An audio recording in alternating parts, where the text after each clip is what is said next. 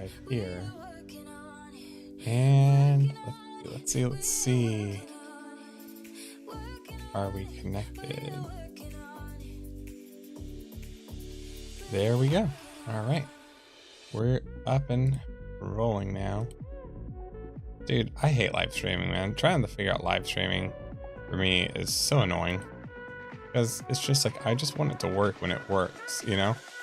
And then it doesn't work sometimes. Oh, and this video is set on private too. So now I need to set this. Oh, I know how this is set on private. How do I set this? Boy, how is this set on private? Public. Done. All right. All right. So now this live stream should be public. Should be public. Should be able to see it on my chart. There we go. There we go. Took me a second to figure this out.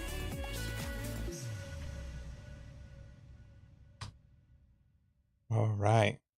All right. Ooh.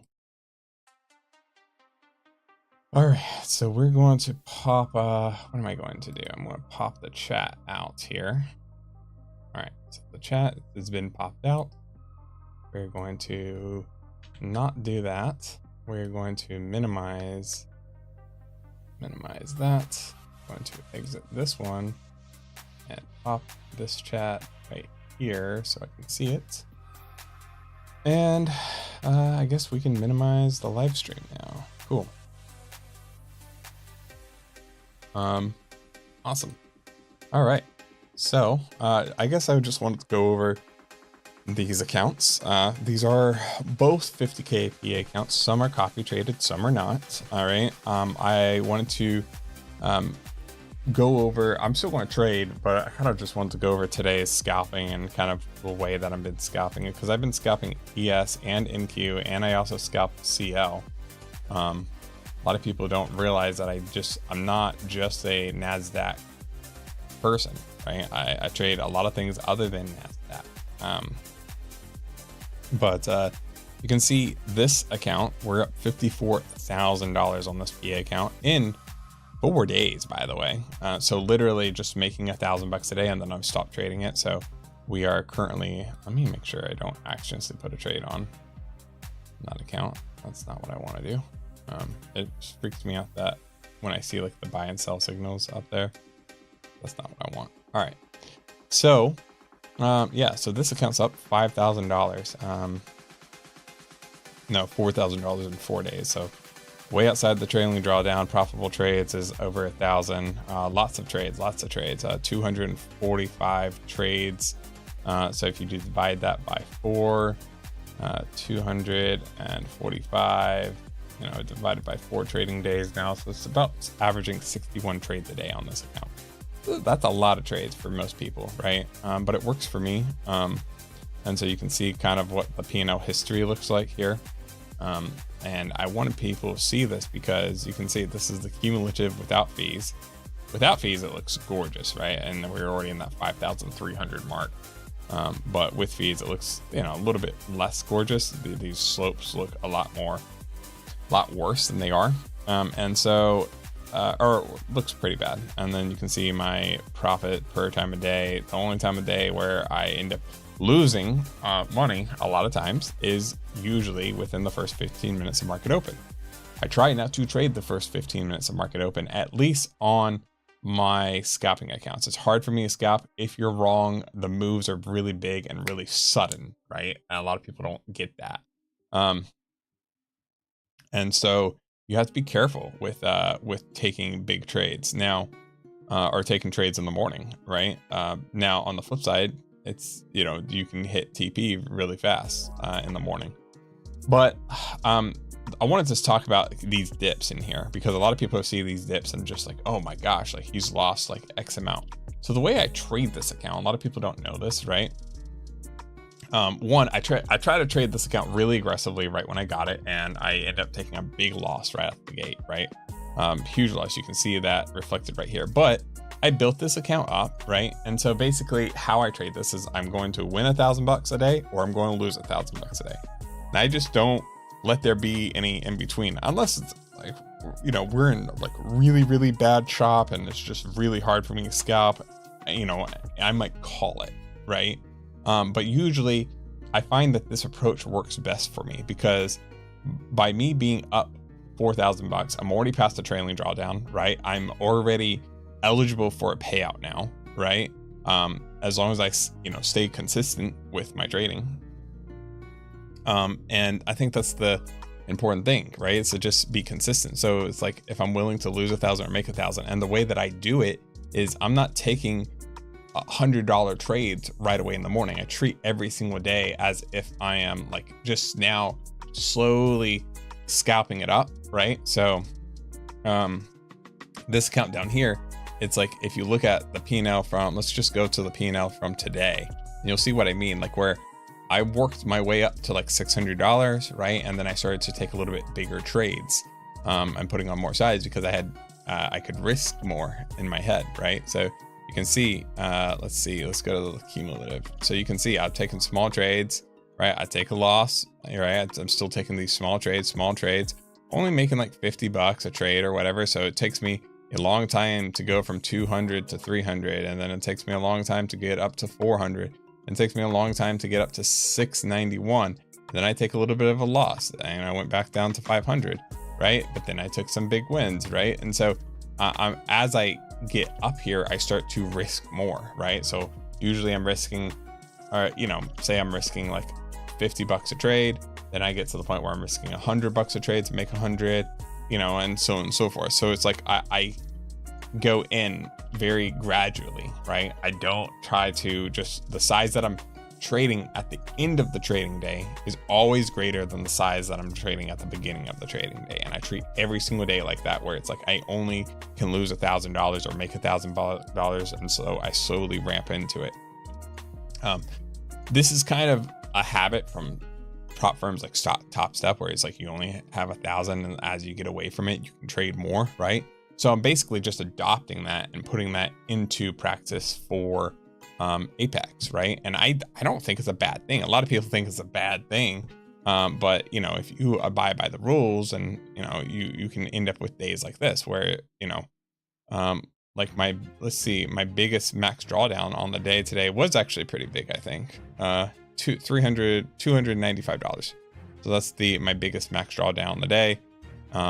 But you know, able to you know, I only took 39 trades today, so I took less trades today as I scaled up. And this is also part of like, I'm away from my trailing drawdown, so I can size up a little bit more now.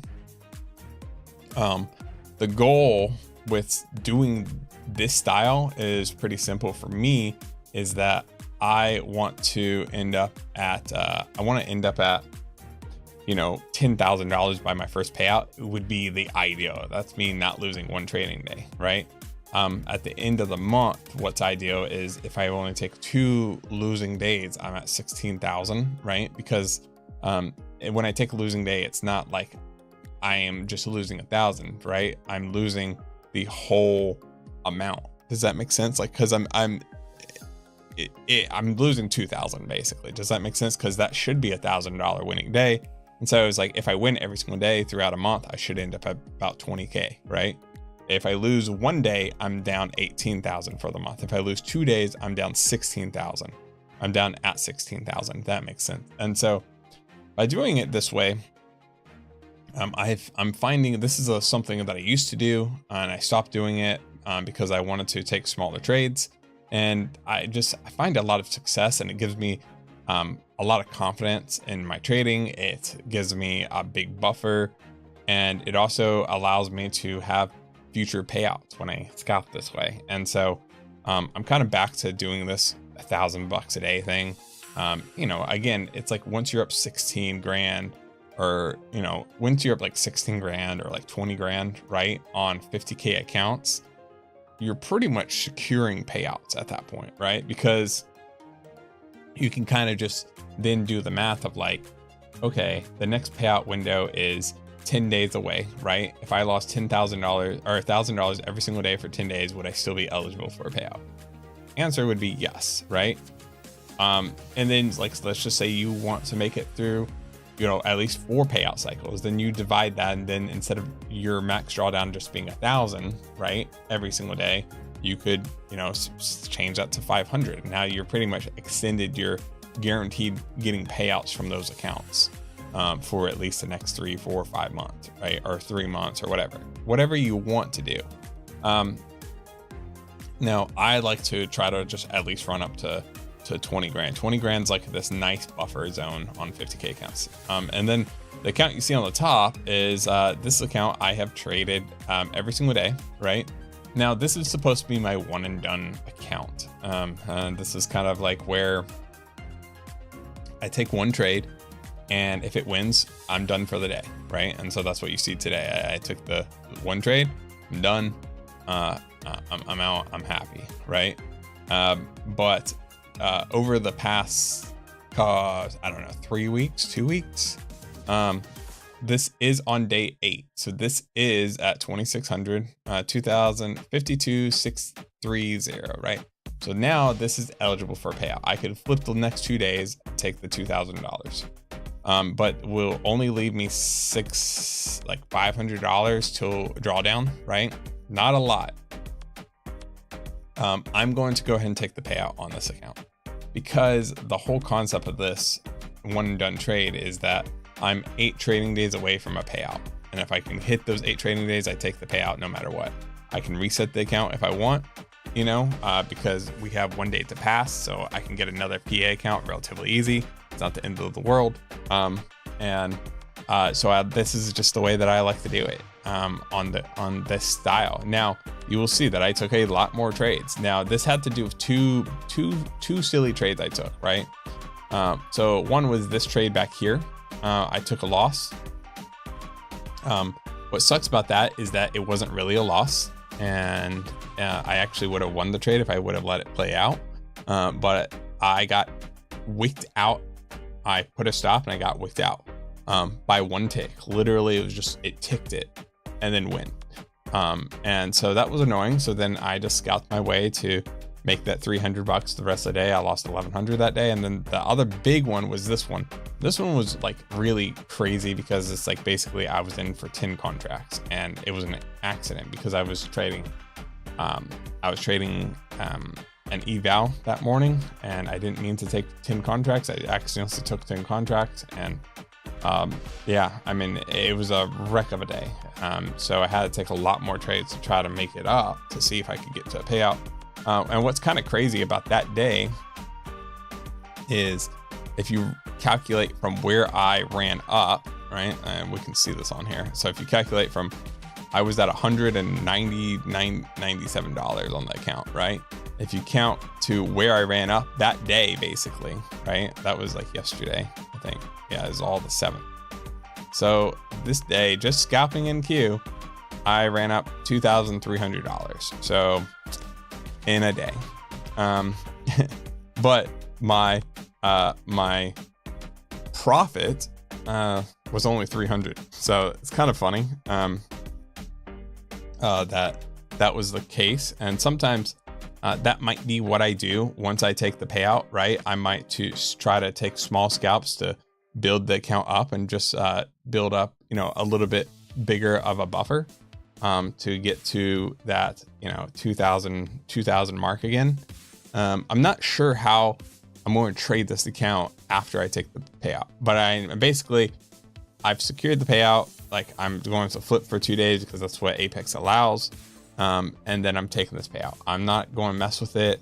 I just, you know, I'd rather secure the bag on those accounts.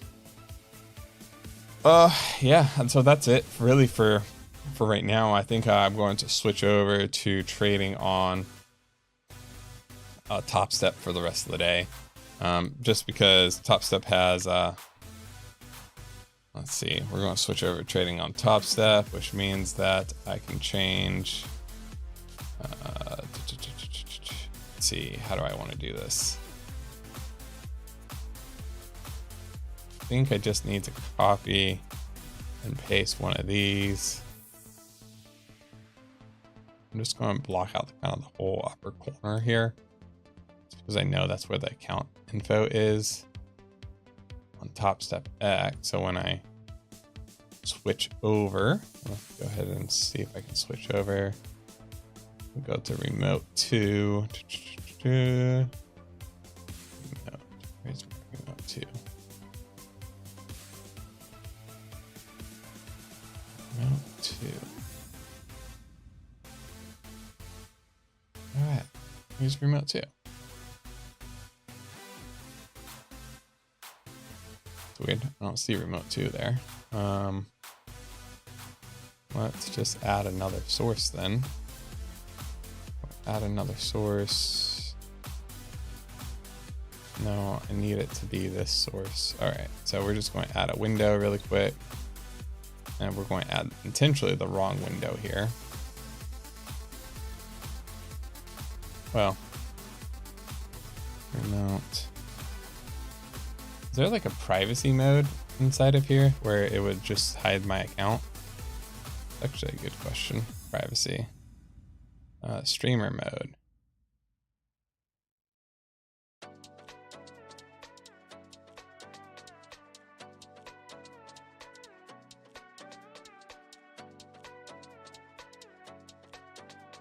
Interesting. Streamer mode hides everything but the account number. Try it. It hides your balances and everything. That's interesting. Let's see. Risk. Huh. That's really weird. Let's... Don't think it matters. Let's just type in remote 2 here.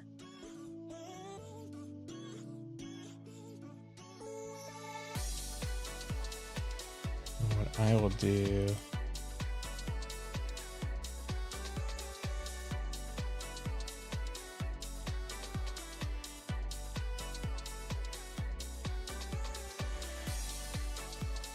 I don't think it matters that much.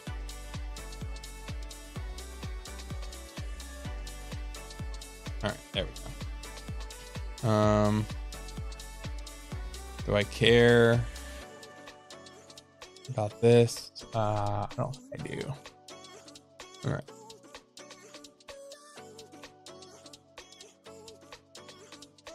So we should be able to see everything here now. And let's just go ahead and go back to the chart here. All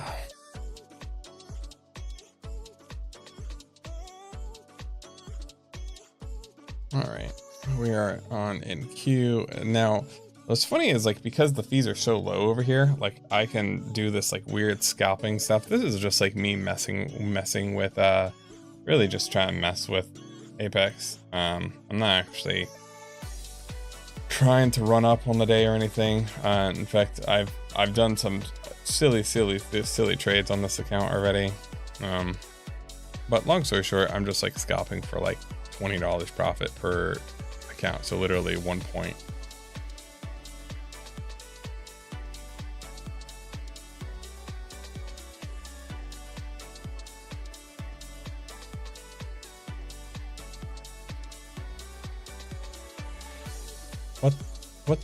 What? Oh no, I know what's happening, I think. Oh crap, I have my trade of 8 time to open up at a certain time on this. And it's trying to open it.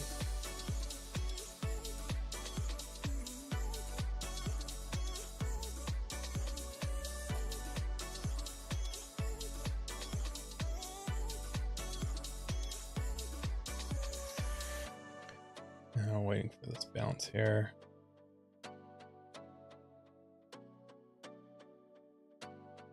We look like we're at support on EF and NQ here. There we go. So yeah, just taking small scalps, key levels here.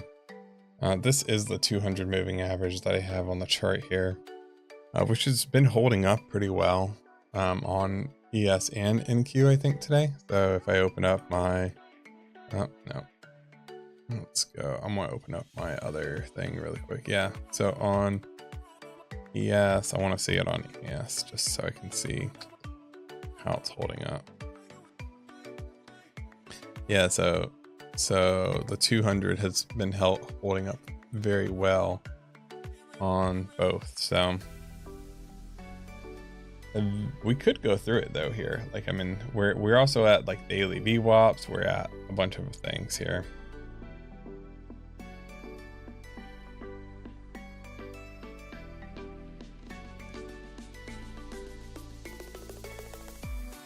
Let me turn on.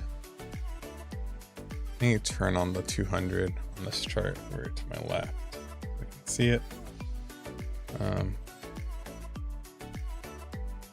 Hold on 1 second here.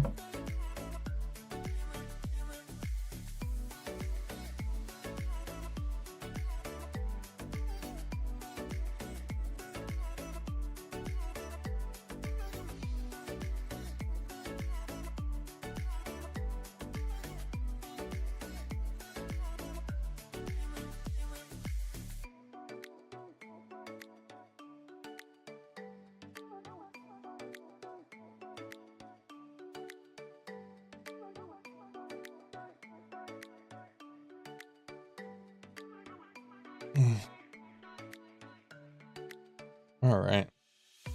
Sorry, I had a phone call. All right, we are going to.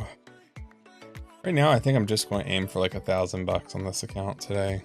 I'm not trying to run this account up. I did like pile into like 5 contracts, just bad trading yesterday. We close above the 9 here, which we just did. I'm just going to pile in here. We're just going to pop it for $80 here.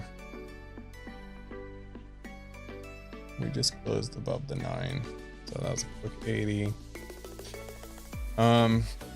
We have like all these moving averages. I guess I should probably turn on my webcam. Can I just bring my webcam to the top here? Dude, I need to get better at live streaming. I am so bad at it. That's funny because I thought I would be like great at it, but it turns out that it's just not. It seems like it's almost like a waste of time. You know what I mean? To have live streams. But I'm trying to get better at it so I can do it more.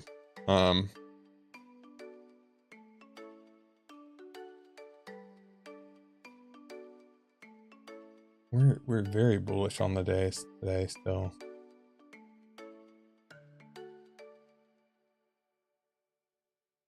We are still very bullish.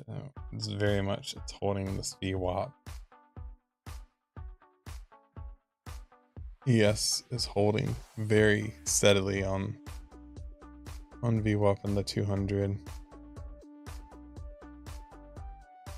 It's like down here, it's like I'm just going to stagger into like 5 contracts again.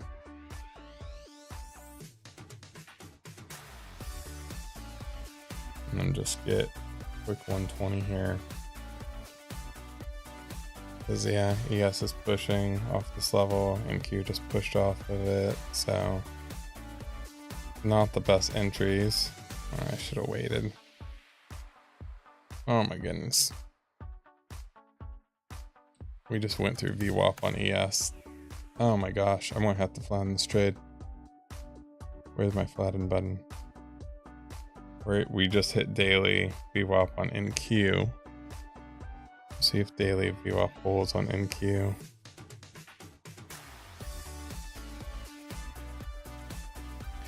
I was not expecting that to happen. Daily doesn't hold, I have to get out. Oh, yeah. That's that account. It's not flattening. It did not flatten that trade, did it? Oh my goodness. See, that's weird with this. This is I see every single time I go live, I swear, I end up blowing up accounts. It's funny because I can scalp all day, not have any problems, and then as soon as I'm live, man, like, I ran up I ran up probably 10 grand this morning, and then I go live and it's like I'm trading a eval and I just like fail. I just, you know, whatever.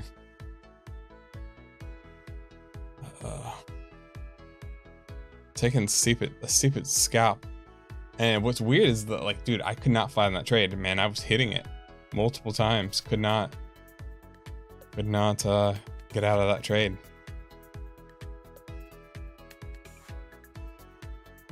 I think we short it here. I don't think we go back through VWAP here now.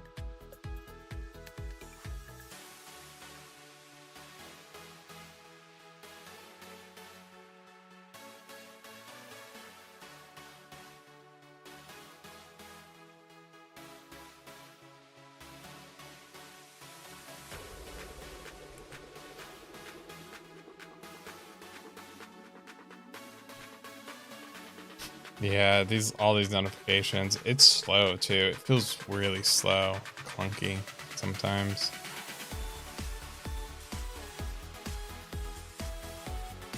I need to fix it so it doesn't take such small scalps here. That's what I need to do. I still don't think we go back through VWAP here, but we just did.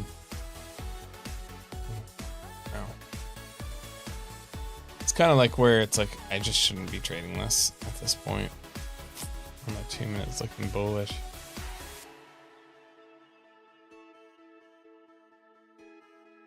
We're going to close above VWAP here. I'm going to put a buy right there and then just take a little $100 scalp there.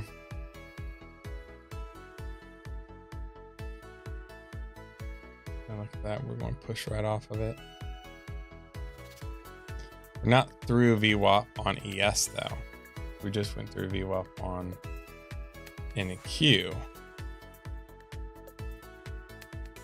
So weird. I mean, it's not weird, but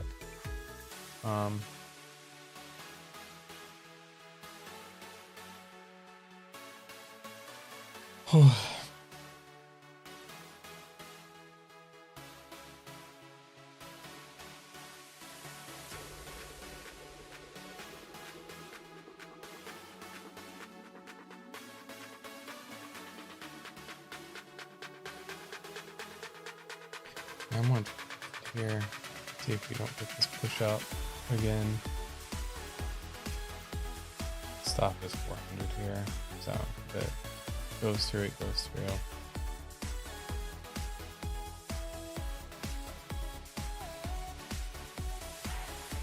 Oh. Take it.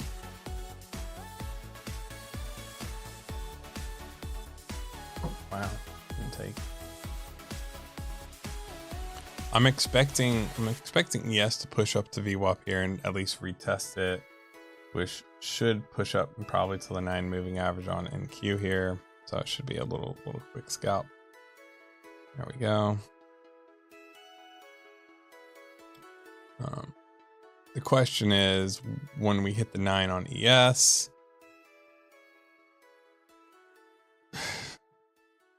I mean, I'm playing with fire. This is not an area where you should trade, man. This is just, I don't care a lot about the evaluations, right? A lot of times I'm just trading them just to trade them. What's up, Hector? Actually just realized that that's also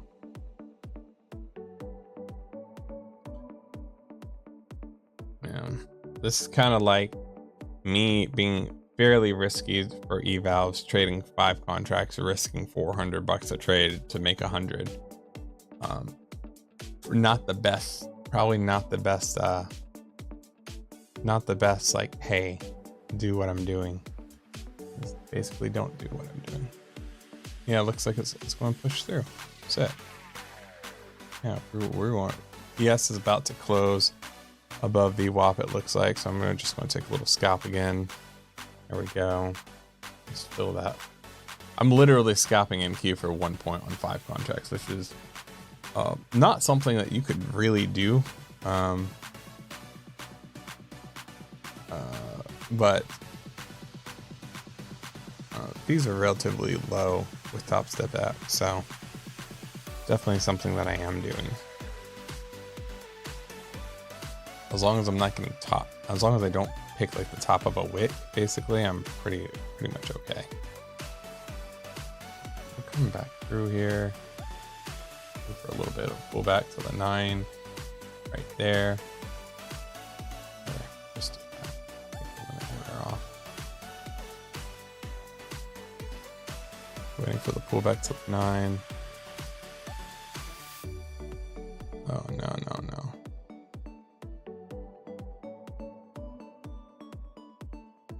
Oh, I got stopped out. Wow. I was going down all the way back to VWAP then. I swear I just got stopped out for a tick, didn't I?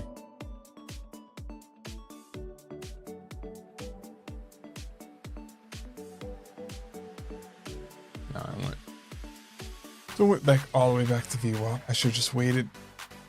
Now ES closed under VWAP. If I take the losing trade here, this is probably going to blow this account. I don't even care. We're up $3 on the day now. Yeah. This is not the best. Like, I would not try to scalp the way that I'm scalping right now. This is not an ideal setup. But I've been profitable with it before in the past, and so it's kind of like just testing out Top Step X right now, not scalping anything. I've already done most of my trading. If you rewind the live stream, you can see the accounts that I'm up on right on the day.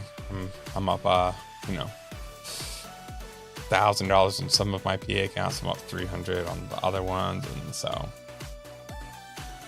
the rest of the day today is just kind of me messing with Top Step X, taking trades that I shouldn't be taking. I don't know if we're going through VWAP or not here now. This just wants to hug VWAP. We're coming up to the 10-year bond yield at 1, I think, 101. Actually, doesn't it tell me in Top Step X? Like if I go to like the Traders Hub. Oh my goodness, there's so much stuff in here.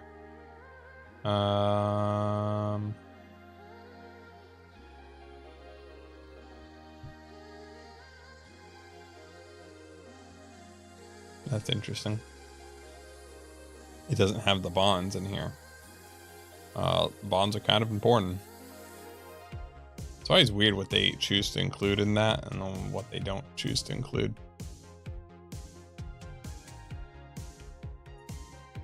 Now we're closed underneath now, but it still looks like it wants to try to go up here. Let's flatten that. Just join the market. I think it's prime. Why is that only one contract though?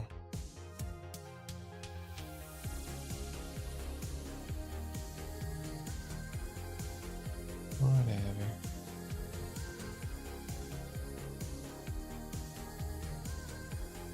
Dude, I still think it wants to go up here. Just go ahead and close this one. We will. Gotta get filled 5 here. Come on, fill me at 5.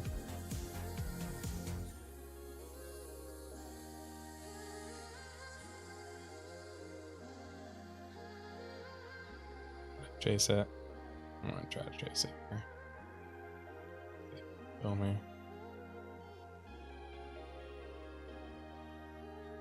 Not the entry I want. I shouldn't have chased that. That was stupid. Oh my god. That was such a stupid trade. I knew where I should have entered. Dude, this is funny, man. I do so bad when I live stream. I'm gonna turn off the brackets completely.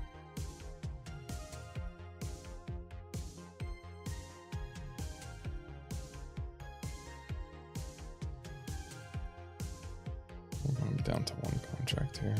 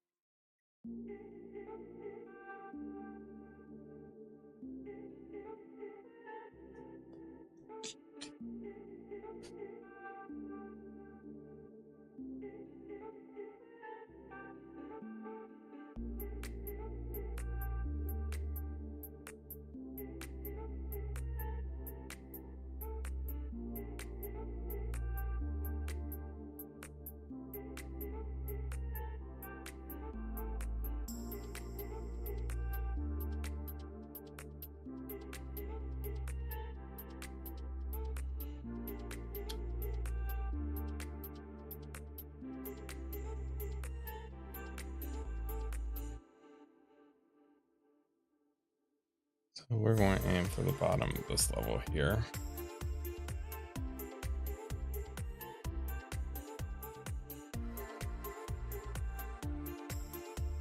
If we pull back to the moving averages here, I'm going to add more.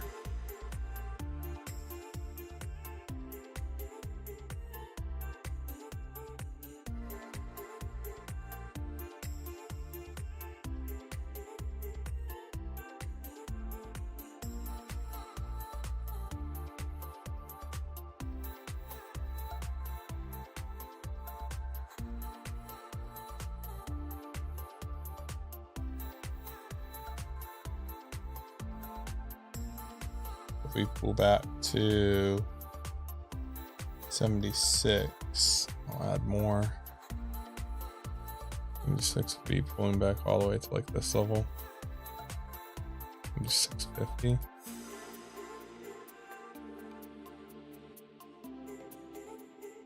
$650.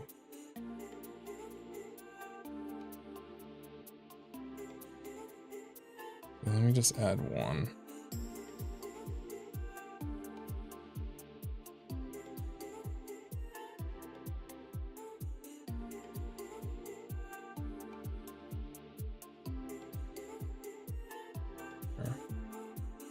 We added one more. And down to the 21, the 9. Dang. Alright, so I went in all here. We're in 5 contracts now.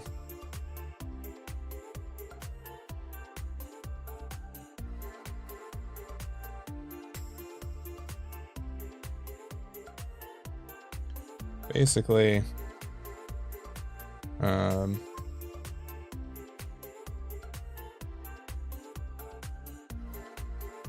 going to turn on auto break even. Yeah. Yep. As soon as I saw that trade going down there, I just don't trust it.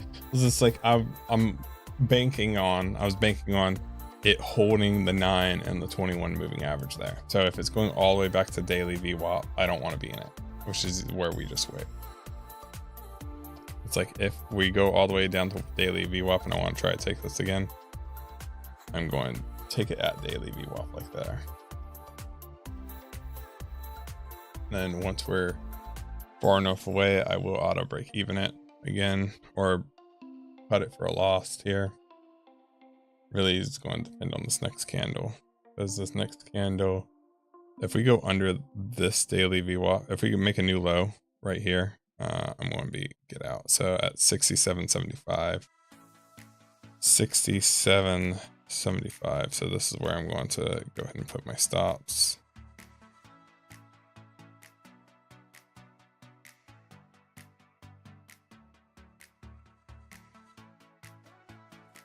Not sure what just happened there. Dude, I'm getting wrecked. Ugh.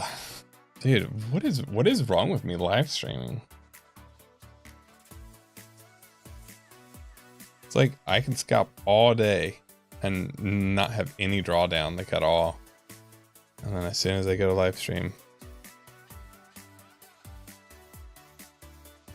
Yeah, it still looks bullish, man.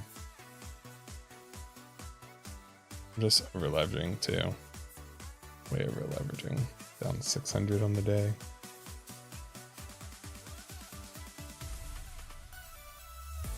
Alright, we're going to over leverage this last trade.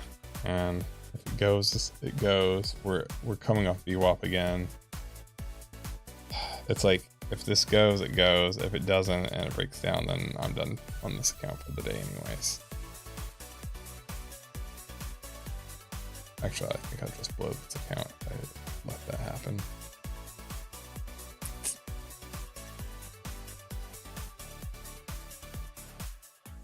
Yes, bounced.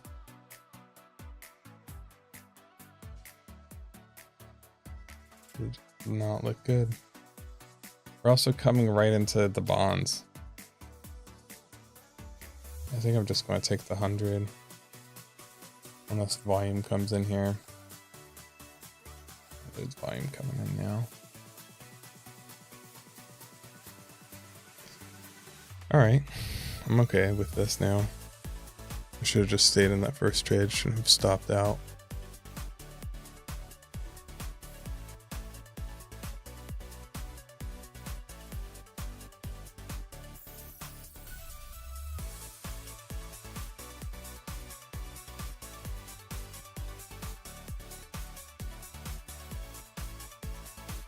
I think the same thing, I'm just going to break it even.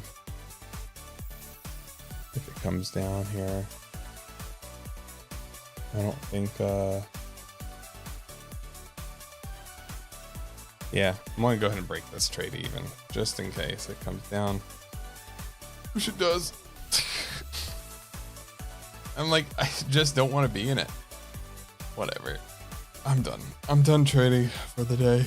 I made my money already. Apparently live streaming is just stupid.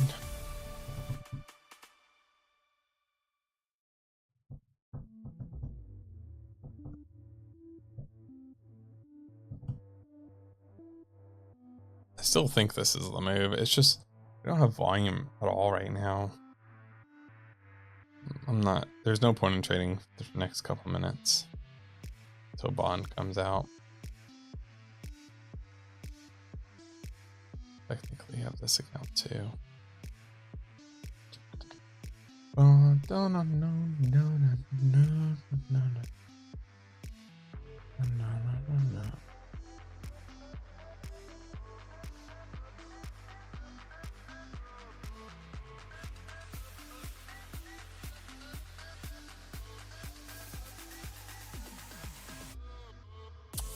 I should have just entered. I mean, literally, I should have just taken the trade off these wicks here and then just held it.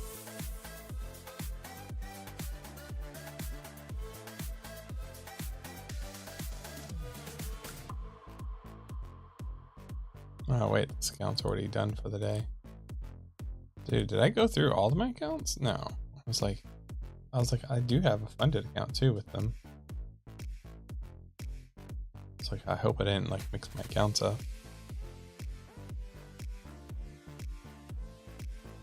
And this is choppy.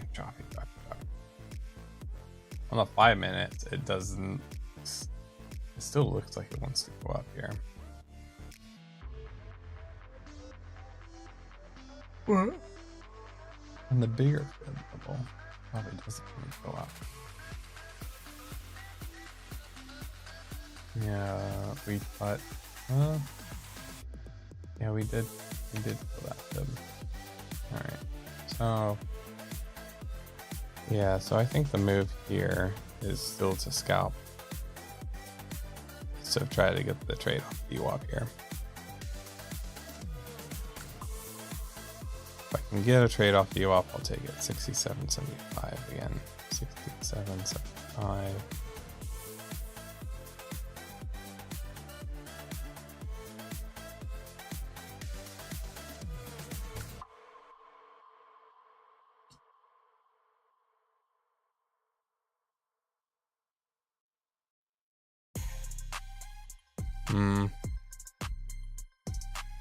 No, it's stupid because of bonds. I am right about bonds coming out, right? Bonds. 10-year bond auction starts in 3 minutes. Yeah. Okay. Well, in that case, I'm probably done. I'm done live stream. Live stream puts me in such a bad mood too. Look at that. Look at that nice wick. That would have taken my entry, wouldn't have? No, yeah. Yeah, that would have taken my entry.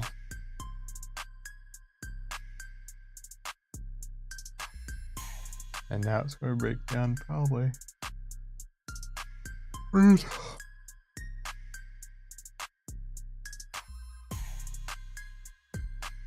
I don't even know if anybody's actually watching right now.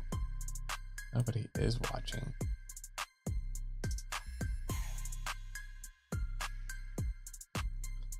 I might just turn this off. Oh, people are watching. That's great. Probably the worst trading I've ever done. And people are watching. To be fair, all my PA accounts are in insane profit on the day and also insane profit on the week, right? So that's what matters, right? For the people that are watching, I will show that too really quick.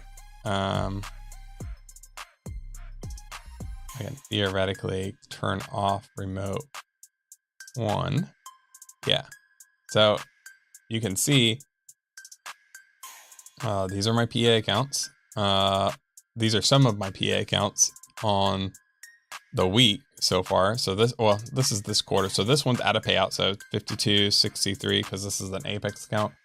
I've already traded for 8 days, so now I can flip for the 2 and take a payout and then whatever, right? I'm securing this payout because the way I trade those accounts is going to be I take 1 trade a day is the idea. There are 2 days where I messed this up and I had to take more trades to try to recover.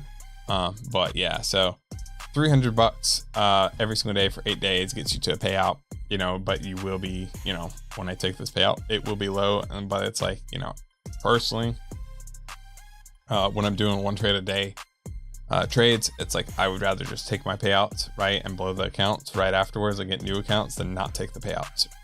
Just, you know, especially if you have 2 or 3 or 4 of them, it's like, you know, you're talking about $8,000 payout, or you risk not getting that payout. And the way it's like I see it too is that Apex has like payout cycles, right? Apex has payout cycles, right? So you only can take out X amount every 2 weeks unless you make it 3 months. A lot of times with my one and done trade, with that account, it probably won't make it to multiple, or won't make it the 3 months, right? My one and done trades. But, you know, so I see it as I have a window where I can get payouts from it, right? And if I miss that window's gone forever, if you think about it this way. And so even if I take the payout and I blow the account and I have to spend, you know, let's just say I have 5 accounts right now. Even if I had to spend it, all right, so let's just say, you know, I pass all the evals fast, right? And I spend, I think it's like, let's just say round it up to like 160 times 5, right? I have to spend $800, right, to get them back. And there will still be ready for the next payout cycle in 2 weeks. And so this is kind of gets into like not really trading, but you know, not really trading, but this kind of gets into like knowing how to trade prop, right? Or like, you know, my whole thing is like, especially when you're new, you just take your payouts, man. Take your payouts because you know, I'm you know, whatever. If I have 5 accounts, so I'm making 10 grand, and if I do get into a bad trade when I come back, right after taking the 10 grand, I will have to spend $800 to get those accounts back, and that's just not bad. I mean, it's nothing in terms of like, you know, it's still a lot, right? It's still like 10%, but it's not bad. See, that's the bonds right there. That is what I was afraid to be in. What's crazy is people don't pay attention to bonds. Look at bonds. Yeah, so see, that's the worst, is like when you have a payout and then you blow the account. All right, so you can trade for 8 days and Apex allows you to flip for 2, right? So you can trade for 8. If you're in payouts, then you can just flip those last 2. The other account that I have, though, other accounts I do copy trade a lot of my accounts, but you can see this one. This one's up $1,000 today. This was at 5,400. This is a PA. But if I go just this month, right? This month, 8 days. So this is a new PA account, but not all the accounts that are linked to it are new. If that makes any sense. But you can see in 4 days of trading, I'm up 4 grand. So I'm averaging $1 grand a day on this 50K. Yeah, I mean, it's just worked out really well. I really like doing this, so you can see all my scalps. So when I'm not live streaming in the morning, I'm really focused. I'm really focused on growing this account, making sure I get this account up $1,000. So you can see like the nice equity curve on this one, because this one's like my baby. If I get like I try to trade at least 5 accounts at a time, with 4 different strategies. If that makes any sense. There's a reason why I do this, but I mean the main reason is like if I blow, my one and done accounts over here, right? That payout cycle, I still have these payout cycles. And then I think by doing it that way, where you're trading 4 completely different strategies, right, that have nothing to do with each other, I think you're very, very, very unlikely to get to the point where you're not making 10 grand in a payout. Does that make sense? So it's like if you're, and if you do really well, it's like you have 40 grand in a payout. If you're running 20 accounts on Apex, right? So you kind of get this thing going. Now I know a lot of people, I have a lot of friends that copied all 20 accounts. And that's fine. I have a friend that copied trades all 20 accounts, and he does 1 trade a day, and he risks it. He does a lot. He's just made a lot off of Apex, and then he spends the rest of his day scalping his Top Step and his Blue Sky accounts and stuff. Speaking of which, I do have to trade my Blue Sky account today, and I'm not going to do that on stream because I don't want to mess that one up. My Top Step accounts I don't really care about as much right now, but yeah, I'm not going to trade my Blue Sky accounts on stream. Yeah, so I think I really like doing it. I really like trying to make $1,000 a day or lose $1,000 a day on 50Ks. Especially, when you have a good week or start out with a good week, and it's like, you're up 5 grand by the end of the week, right? Yeah, there's ways of doing it too. It's like, I mean, right now it's because I'm up $4,000. Basically, as long as I have to do the math, but I think it's pretty much as long as I don't let this account go below 53,500 that I will get to my first payout, right? So I still have to trade, right? And again, there is that consistency rules, but I will try to be more careful the next day, right? I'm going to try to only let my account go down like $250. And so I will be more careful scalping tomorrow. To the first, say, $300 scalping, I'll be taking very, very, very tiny trades, and then start taking larger trades as the day goes on, which is what I do every single day on this account. I start out very tiny and I go big. So, or these accounts. So, try and make $1,000 a day. It helps out a lot, I think, at least for me, man. That's like one of those things where it works really well. Yeah, it works really well.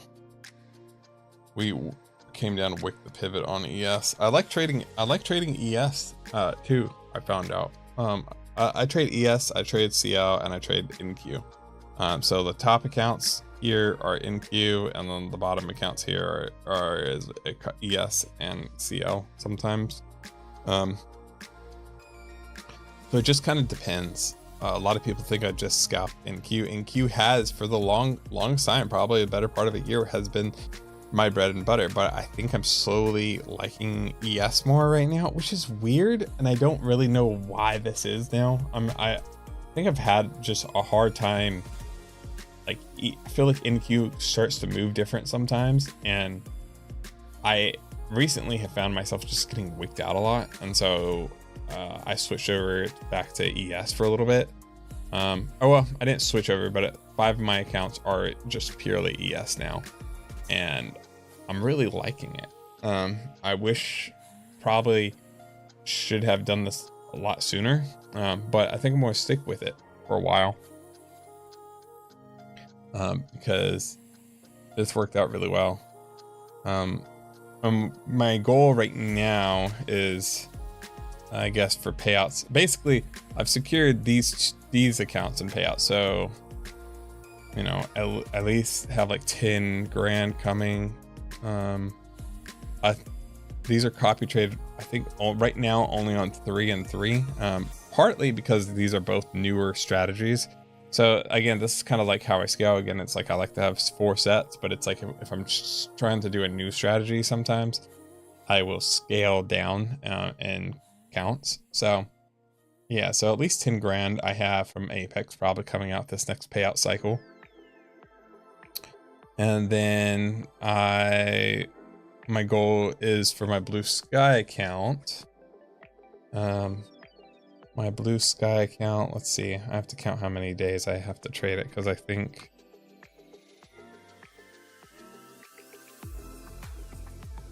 so I should be taking a Blue Sky payouts the last 2 weeks of this month, and my goal with my Blue Sky account is going to be $500 a day. Is what basically I want to try to put in a request to withdraw every single day. So one starting on the 20th. So 5, that's 1,000, that's 1,000, that's 1,000, that's 1,000.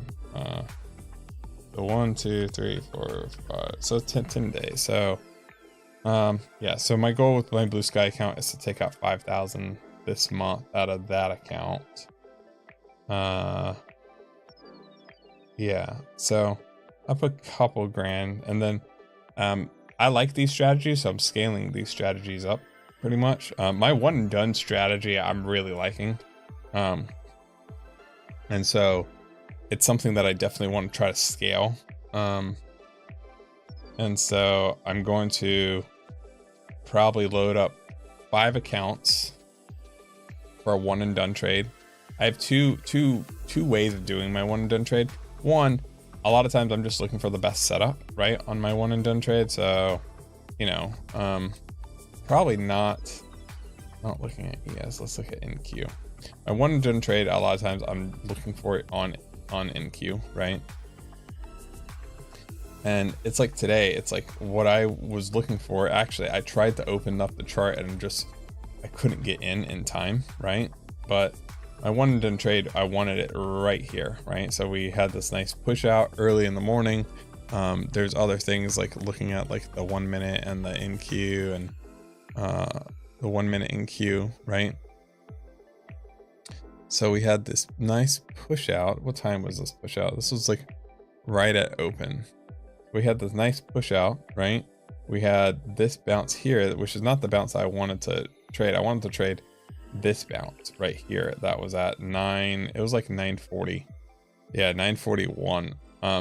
Now I wanted this bounce, and I tried so hard to get my Apex account and get into the right account, make sure that my size was correct. And by the time I got this chart open, we were already here, and I was kind of like, well, I didn't know if we were going to reject off the 200. We had like pivot points near there. We had, you know, we had you know, daily VWAP, like we had a lot of stuff. And so I was really hesitant, but it's like after we closed above this and I thought we were bullish, I thought we'd probably at least push back to once we closed over a pivot. I thought that we'd probably, you know, close at least push all the way to the overnight high, and there's a pivot up there as well. So I did take the trade in this area, which it makes me nervous taking a one and done trade when we're off the 9 moving average like this, you know. But yeah, I was just trying to trade Top Step X, Journeyman. I'm just being stupid on it, so don't look at those trades, because just being stupid. I was just trying to see the fill time. I will say that it does seem like it slips. Like, for example, I had a trade going against me and I was spamming the flatten button and it just was not flattening the trade. And it wasn't until the trade like dropped significantly against me where it flattened it. So, you know, it seems to respect the stops and the take profits when you have them set. But you know, for my style of scalping, a lot of times when I'm relying on myself to hit that exit button, that does not go over well on Top Step X. That's something that I noticed right away now. You know, when I'm down $400 and I'm hitting, like and I'm hitting the flatten button, and it doesn't flatten until the trade's $1,300 against me. You know, it's like I'm flat, and I can see the P&L just right. That's not cool. That really hurt. That makes it very hard for me to do my style of trading on Top Step X. So, yeah. So I like it, but I will have to use bracket orders on it. So, you know, I recommend keeping the stops up because the stops seem to be respected. So I will say that, but just keep that in mind that if you're used to manually, you know, hitting that flatten button, I have seen incredible slippage with that now. So I don't even know where we're going the rest of the day right now. We're pretty much just wicked down to like this bottom pivot. We're in this nice, like, kind of, the only lines you can really draw right now are down still. But this pivot level's being respected. So there's not really a great trade set up. My footprint charts aren't working. That's cool. I really like the footprint charts that TradingView added. I don't know if people, I did make a whole video about them and how to set them up, but they crash a lot. So like you have to constantly like reload your trading screens. So see what's going on. But super useful, you know. And I can show people why it's useful, but it's just nice being able to see where we have potential areas of like buy orders or rejections and stuff. It's very nice. What you want to do, what are you using to identify pivot levels? Literally the standard pivots inside of TradingView. So if you type in indicators, let's see. On TradingView, you literally type in pivots point standard. That's it. And don't change anything. And that's it. And I put that on ES, I put that on NQ, SPX, and QQQ. So I'm looking at pivots on all of those. So because you'll notice like SPX is very much respecting this bottom pivot here. QQQ is also respecting this bottom pivot. Let's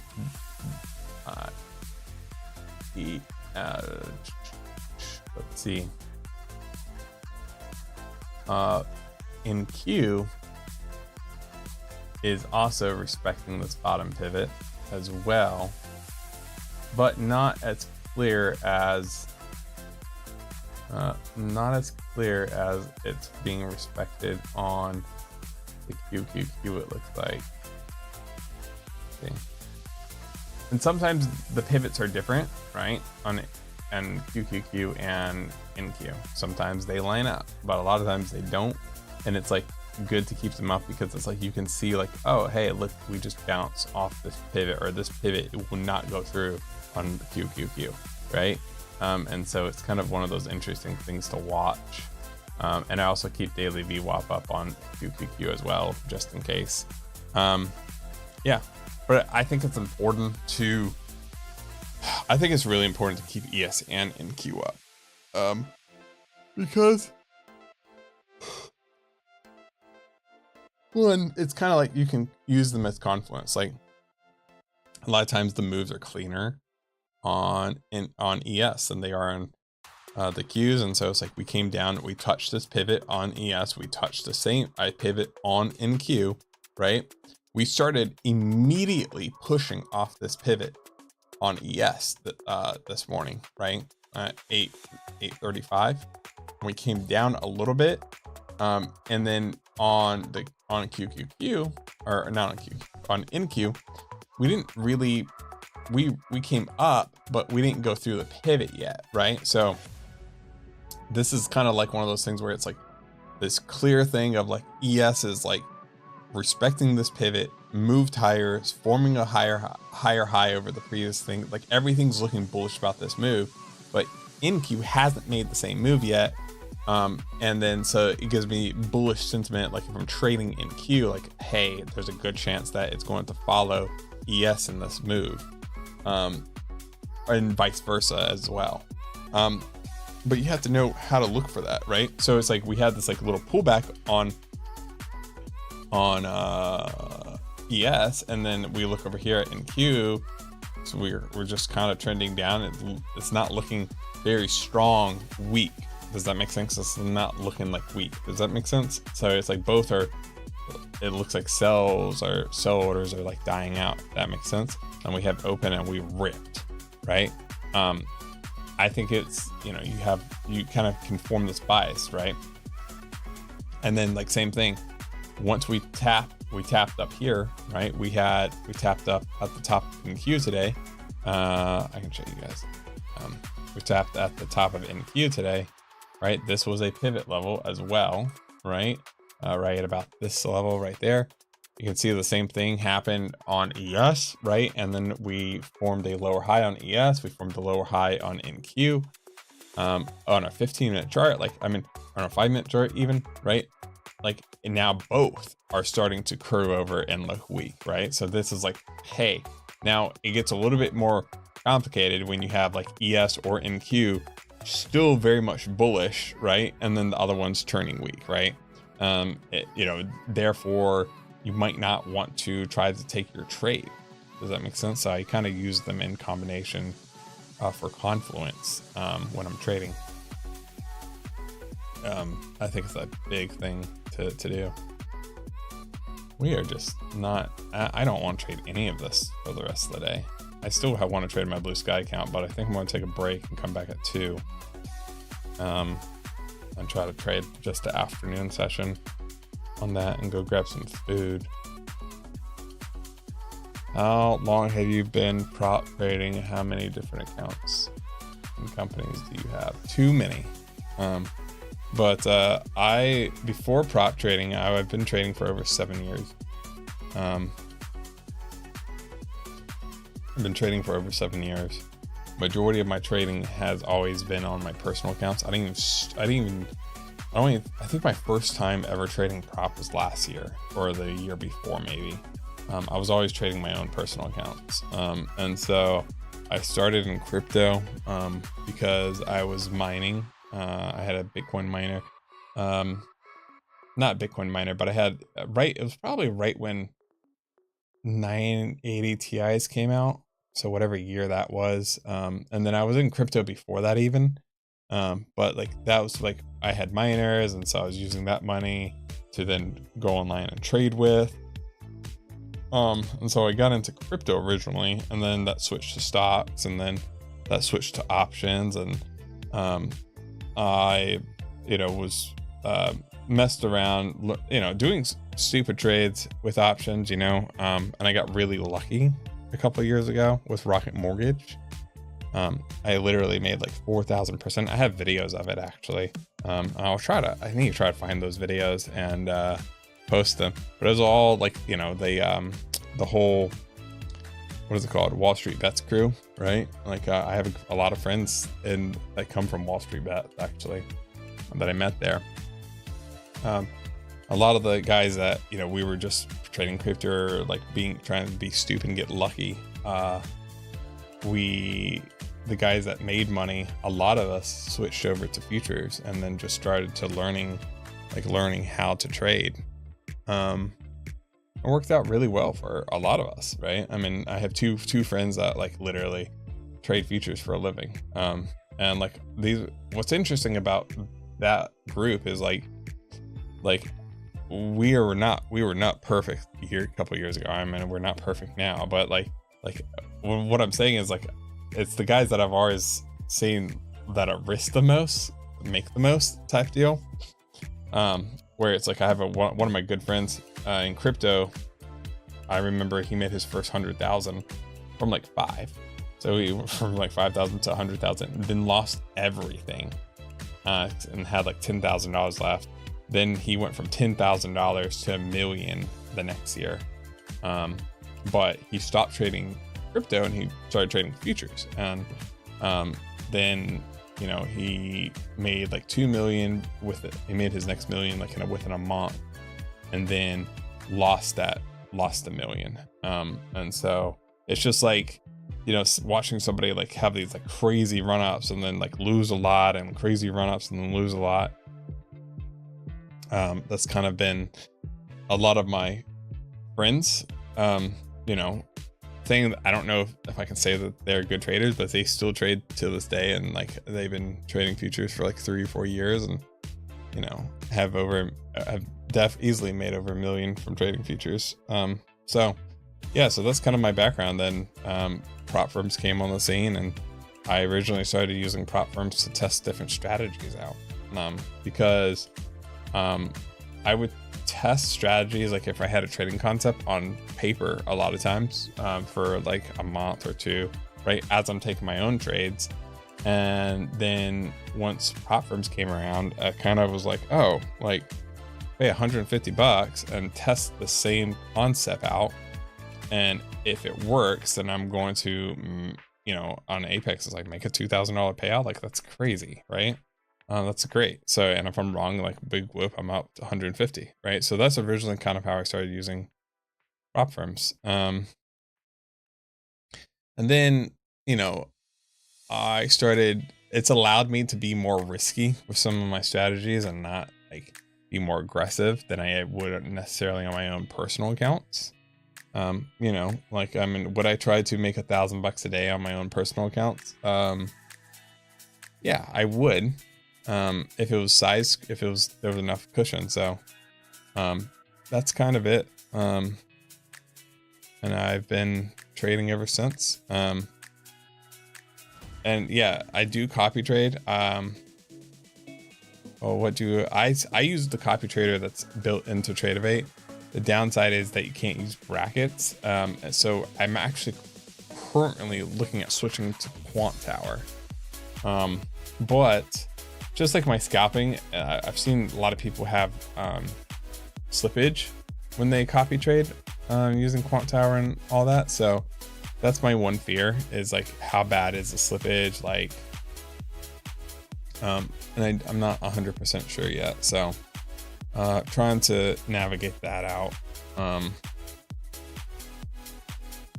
Trying to navigate that.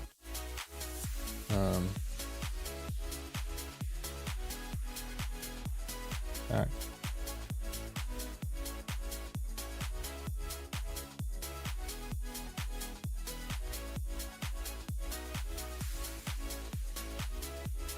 Yeah, I mean, so what I would say, what's up, Jay? Nothing. You missed me doing horrible, stupid trading on Top Step X because I'm just testing on the platform and I wasn't really caring about it. But as soon as I started live streaming, my trades were just off, and I shouldn't have been trading into bonds. And plus, they were eval, so I don't really care. I've learned.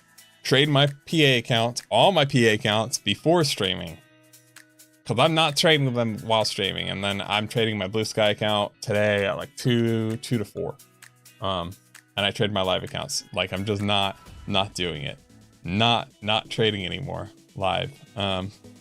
It's when you're live. Yep, we live. We found that out with Zane the other day. I know. But like, dude, here, like, look at this, Jay. So this is some of my 50K accounts, right? But this is a 50K account, right? PA. I'm just averaging $1,000 a day, like it's nothing, right? Not live streaming it. You know, and that should be the norm. I mean, that should be what I can't live stream and trade at the same time. Apparently, it's just a no-go zone for me. I'm going to try to figure something out. I'm going to try to like live stream. Like I have this strategy up here where it's like I take one trade a day, and if it wins, cool, then I'm done trading. And sometimes if I lose, I might try to scalp my way back. But I'm thinking about doing the same setup just in the afternoon and live stream just that. So then it's like, okay, I could stream for an hour, maybe 2, and we're waiting for a good high probability setup to take this trade, and then we're going to be done. And I'm going to try to do that, I think, on 5 accounts. Yeah, I'll try to do that on 5 accounts. As for what was your question about copy trade? Copy trade's great. And taxes, dude. Taxes are okay. Like here's the thing that people don't realize, that it's like I'm not just trading my PA accounts in the morning. I'm also still trading my personal accounts. So my personal accounts, a lot of times I'm doing bigger trading. And I do almost I have my personal accounts trading. Sometimes I'm taking bigger trades on them. But I'm still trading my personal accounts. So I think that's the misconception. A lot of people think that, oh, why are you trading prop and not not just personal if you're profitable? I'm trading both. And like, I mean, I don't know if people have seen, like, it's like I showed people like a personal account.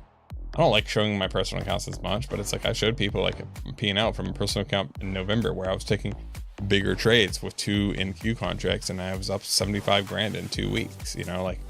Like that was a personal account. That was not a prop account.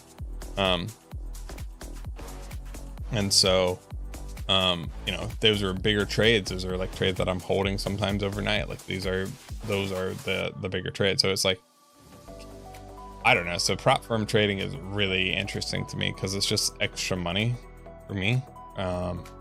And yeah, it sucks. You do pay more taxes on it, but it's like big whoop. It's like, it's an extra 100 grand. It's an extra 300 grand, right?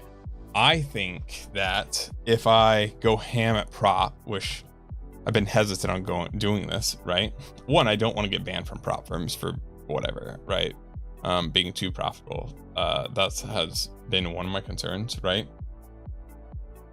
But it's like this strategy that I do, like my scalping, like when I'm scalping $1,000 a day. If I go to do that on 28 Apex accounts, right? At what point will Apex not allow me to? Will that be too much? Am I pushing the boundaries too much? I don't know. Will they eventually kick me off their platform? I don't know for doing it.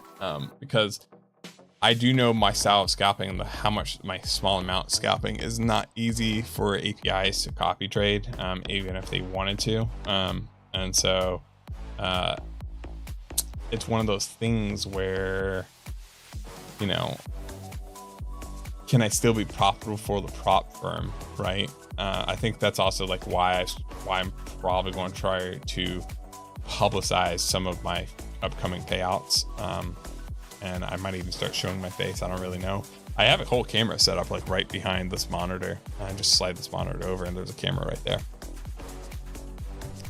So I think I'm going to start publicizing some of my payouts going forward to try to be the whole thing with prop firms is like, are they making money off of you or are they losing money? And if they're copy trading you and you're profitable, then maybe they might be able to make money. But if you're scalping, that might be hard. So then it's like, are you making money from affiliates, right? So it's kind of that setup where that's kind of where I'm going to probably try to move into, and then show, it's so funny because I can show people I'm making X amount of money on a personal account, right? And won't get that many views, right? I can show people, or people think it's fake, right?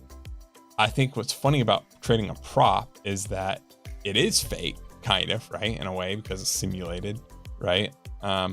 So it is fake, but because you're getting payouts, and if you show those payouts, then there's like an element of like, oh, you're legit.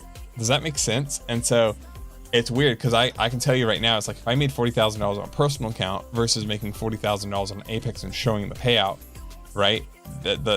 Making it on Apex and showing the payout will hold way more weight than me showing it on a personal account and then showing me withdrawing to my bank account. Does that make sense? Because it's like technically you could still fake it somehow, probably. But which one gets more views on YouTube and which one gets more views on TikTok? It's the prop firm stuff, 100%. It's like not even a question, which is kind of funny. And I tested this on TikTok too. So I tested like uploading videos on TikTok, right? And then by putting the hashtag prop firm trading or prop trading or whatever, dude, it gets crazy views. And so it's like, really? It's like for whatever reason, people won't watch that. So that's why I'm going to try to get away from my personal accounts and trade prop more, and then be able to show the payouts, or just show more of my payouts, right, publicly. And I'm going to have to get over the douchey part of it. Like, I mean, I think that, you know, coming on live or making a video showing me withdrawing payouts is douchey, kind of. You know what I mean? Like I feel like that's a douchey move, but it's also like, I know that's what gets views now. So it's like, it's kind of like the whole thing of like, okay, if I make videos with like a Ferrari or a Lambo, like I know that I'm going to get more views than if I make a video with my Scion, right? It's kind of like, so I've struggled with that, because it was like, for me, it's like, I just don't care. And hence it's the back of my head in most of my videos, just because I just don't care to show my face. It's just like, not whatever, you know? But yeah, so I'm gonna try doing that more. My goal right now is I have some payouts coming out from Apex, and then I'll have a payout from Blue Sky this month as well, probably. And I want to try to run up my Blue Sky account. I got to focus on trading that account today and tomorrow, and the goal is just to I do like Blue Sky. Blue Sky is great.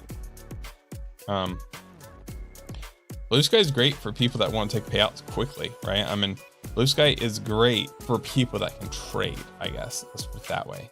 If you can't trade and you're new to trading, you've never got a payout, stay away from Blue Sky, right? Because you haven't proven yourself, right?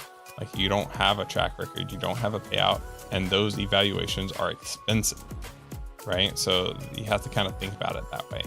So new traders, I suggest they stick to Apex, right? Stick to Apex, stick to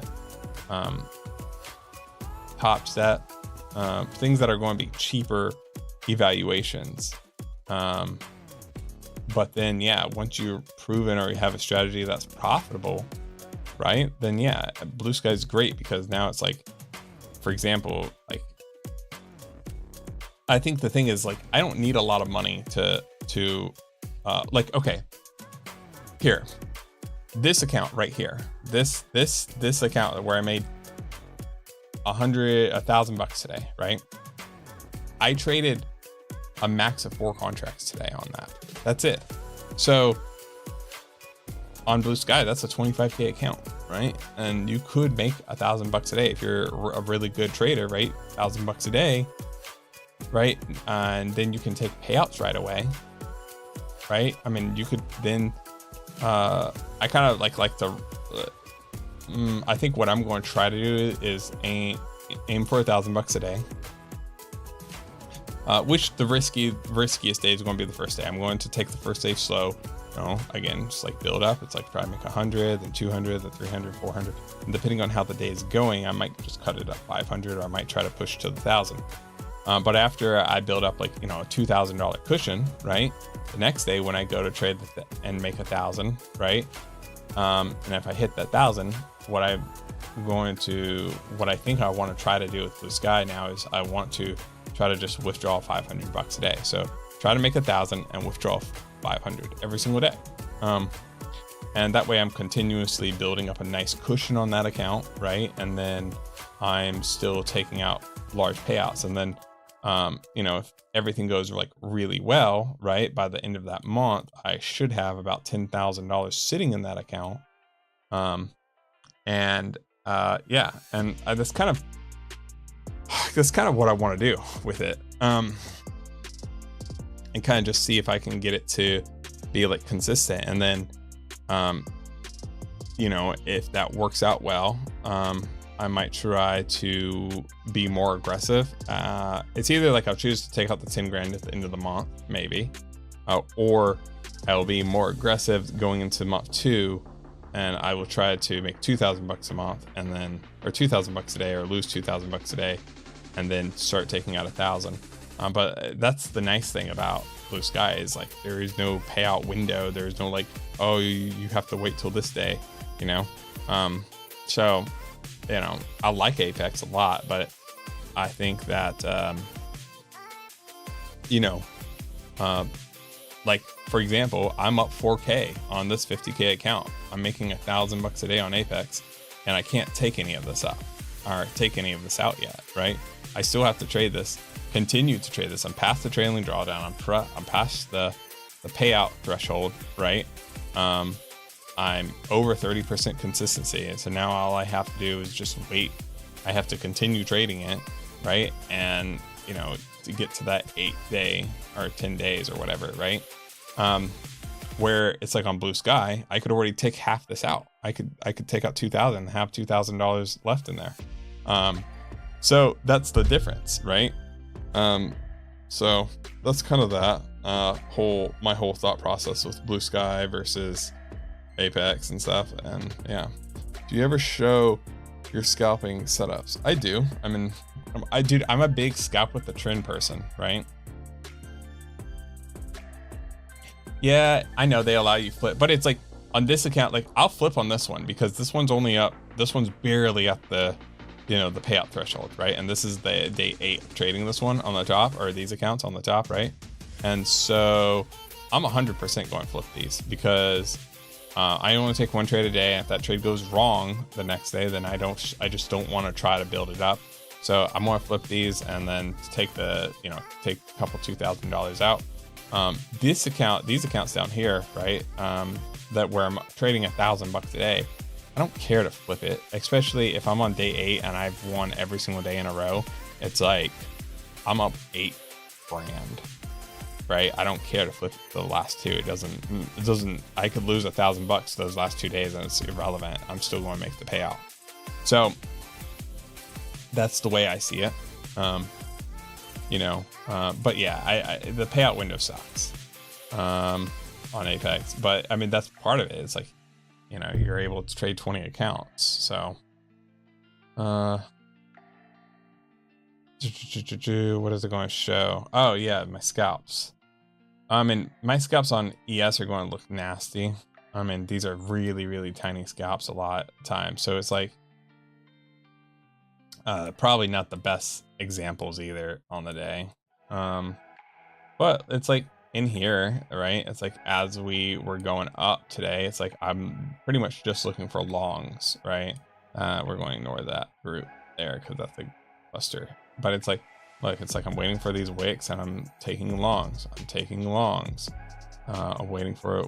I'm taking longs, right? So all these are longs because we are in this uptrend, right? And right here, I still took a long because we bounced off the 21, but we were outside of this long trend. If you like drew like a trend line, like this is where that trend line starts to break, right? Now here, this is me taking a short, or did I still take a long? Let me see. Let me see what I did here. I might have bought before. Anyways, I should only be taking a short there. So it's just scalping with the trend, scalping in high probability setups, right? So it's like where it's like down here, it's like we're on the 200. Like I'm looking at ES, I'm looking at ES. Okay, I can tell you exactly why I took this trade. Let me look. 1147. 1147. 1147.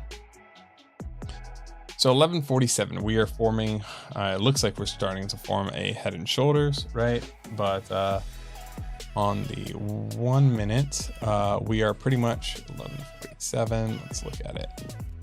1147, we're kind of coming down to VWAP a little bit we basically have the support level right here. So you can see where these wicks are. And so that was the idea.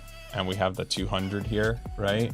And on NQ, we're bouncing off daily VWAP. So these bounces here are the daily VWAP on NQ as well. We have the 200 here, right? And we have whatever. So yeah, so I was basically looking to take scalps off this little push, right? So you can see there's a lot of scalps up in here, right? I mean, these constantly, I'm just scalping all the way up.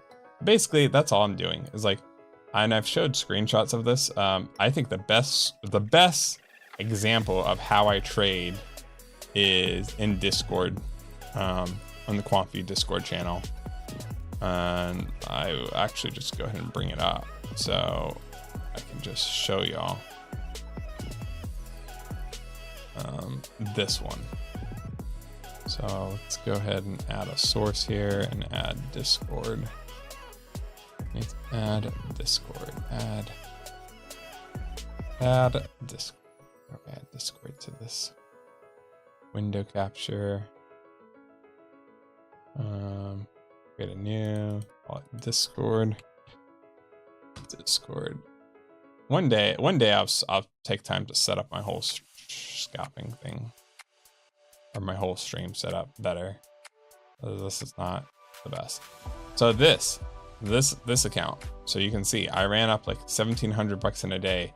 This is an 80% win rate, right? I was waiting. I intentionally was very strict about my scalping with this one. So a lot of times, sometimes I see like a nice move to the downside, maybe on near the top, right? Where it's not an ideal setup, right? And I will take it because especially if I'm up, right? So that's some of the trades that you see from me. But this day, I wanted to show people what it looks like to scalp with the trend, like a perfect day where I'm not going to scalp without, right?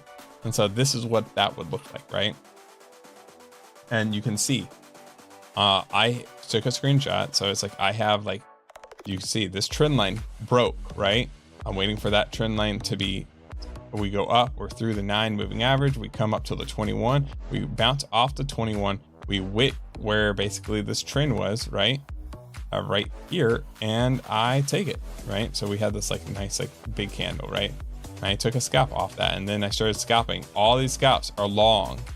Every scalp coming up here is long, right? There are some shorts like right here, right? But those shorts are because of a level, right? Or a pivot, right? Or usually it's a pivot, right? So it's like we're coming up to a pivot. I want to trade that initial reaction, but notice how once we came back through it, I didn't get caught up in another short over here, right? So why would I take the short here and here and then not take it here? Well, it's because we just went through it. And a lot of times I'm looking at footprint charts, so there was a stacked imbalance there probably as well. And so once that stacked imbalance gets taken out here, right, the next time we come through, we're probably going to break through, right? So that's kind of the logic there. But you can see I'm scalping. I identified a trend. I'm just scalping in this trend. As soon as that trend broke, there's no more trades here, right? I didn't scalp anymore, right? We have this downtrend. I didn't want to trade the downtrend. I don't think it was as clean as setups, but I did, draw a line, right? A rough line, and waited for this trend to break, right? Where we had a clear close. You could have also probably done it out to this, right? Because if you would have lined up with this top wick here, it would probably end up somewhere in this area. But waited for this trend to break, right? And then waited for, I wanted a confirmation that I wanted that we were, coming up over the 21, maybe closing, hanging windows, coming back down to the 9, and now I'm taking scalps, taking scalps. Once we broke again, I stopped taking the scalps. That's how I scalp. So that's how I am very, I guess, accurate with my scalps a lot of times. That's how I scalp. I wait to identify a trend, identify a channel, and then I'm going to scalp the crap out of that trend or channel, right? I'm not looking to scalp chop. I'm not looking to scalp, I'm looking to scalp in the direction of the trend. The reason why is because if I'm wrong about the trade, the question then becomes, okay, is it going to bounce off the 9? Is it going to bounce off the 21? Is it going to bounce off the pivot we just went through? Like, can I hold this trade and still be profitable, right? If you're taking that trade, taking along, right? And these are things that I'm looking at though. It's like if we're close to a pivot, right, and we're in an uptrend, right, am I going to take a long at the very, very top, right, when I am at the pivot? Like that would just be stupid, right? Why would you do that, right? Like I mean, you're guaranteeing yourself like there's going to be a pullback and you're going to have to hold through it and then pray, right? No, just wait. So it's like important. Like this is why it's like I don't just look at the Rinkos, right? This is why I have my chart set up like this, because I want to see, are we coming to, like, even if I'm scalping on NQ, I still want to look at the pivot levels on ES, right? Because when ES hits a pivot, you'll see it on NQ, right? If there's a rejection off a pivot on ES, right, and we're like way off the 9 on NQ, you'll see it pull back down to the 9, right? That's not a coincidence, right? These things are correlated sometimes, right? And you have to pay attention to that. And so it's not so much about when I'm scalping, it's not so much about like, it's not so much about when to trade, it's when not to trade. I think identifying, like, the first thing that I do when I sit down at my computer a lot of times is I'm identifying where not to trade first. I'm gonna say, this is a pivot, this is a pivot, this is a pivot, right? And I'm not saying, most people look at pivots and they're like, oh, I'm going to try to trade that pivot level, right? I look at pivots and I'm like, well, that's where I'm not going to go long into the pivot if we're really close, because if we hit it and we have a little reaction off of it, that's a no-go. It's the same thing with like imbalances, right? I'm not going to trade into an imbalance, right? I'm going to, maybe I might try to play off the imbalance, right? But I'm definitely not going to try to trade into it or hold a short into it. Like that's just silly, or hold a long into it. Like there's certain things that, so yeah, anyways, that's just kind of my thoughts, is like, it's important to know where you shouldn't be placing your scalps, right? Versus where you should, right? You want to wait, you know, like for example, I'm going to turn back on Discord here so we can see it. So like, for example, right, we're way off the 9 moving average, right? People right in this zone, let's see, can you see my mouse? Oh, you guys can't see my mouse when I do this, can you? Yeah, you can. Okay, there we go. So when we're in this downtrend, right? And people are like, oh, I want to jump in. A lot of people might jump in here, right? Or jump in all the way down here, or jump in, the worst one would be right there, right? But I wouldn't jump in any of this. Why? Well, we're way off the 9 moving average, right? And we know that trends love to pull back to the 9 all the time. So the worst place to take a long, right, is going to be here, where we're clearly very far away from the 9 moving average, right? Now, today, this is what made it hard for me to take that one and done trade, because I wanted to take it off the 9. I missed the trade because I couldn't get my chart open in time. And then it was like, okay, where do I take it? Because we were so far away from the 99 moving average. It just kept on going up and up and up and up and up and up. I'm just trying to wait for that pullback. And sometimes the pullback doesn't happen, right? Sometimes sometimes in a trend like this, I might be like, all right, I want to wait for the pullback to the 21 moving average. And it never happens. And it's okay. I won't trade it. It's fine. Right? So that's kind of the thing, is like being able to like look at the 9 moving average and look at these candles here and be like, this is where I shouldn't be taking a trade. 100%. There's no short, no way you should be shorting when you're this far off the 9 moving average. Sorry.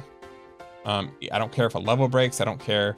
It just, that's not what you should be looking for. You should be looking for that pullback and then to take it off this pullback. And it feels counterintuitive, right? Because now we have this like little bounce here that's was previous support, and we're pulling back. Sometimes it's hard for people to get used to taking that trade. But that trade pays off a lot, right? Or close after it forms a wick. It just depends, Captain. It's just like, it depends. It depends on like how everything else is pushing. Right, so this is kind of like, again, where it's like I'm looking at, yes, I'm looking at in queue, right? And one thing that I map out is like, where do I think we're going to go off this push? Like today, it's like, okay, well, I think we're going to at least touch this pivot here on ES, and we're going to touch the pivot on in Q, right?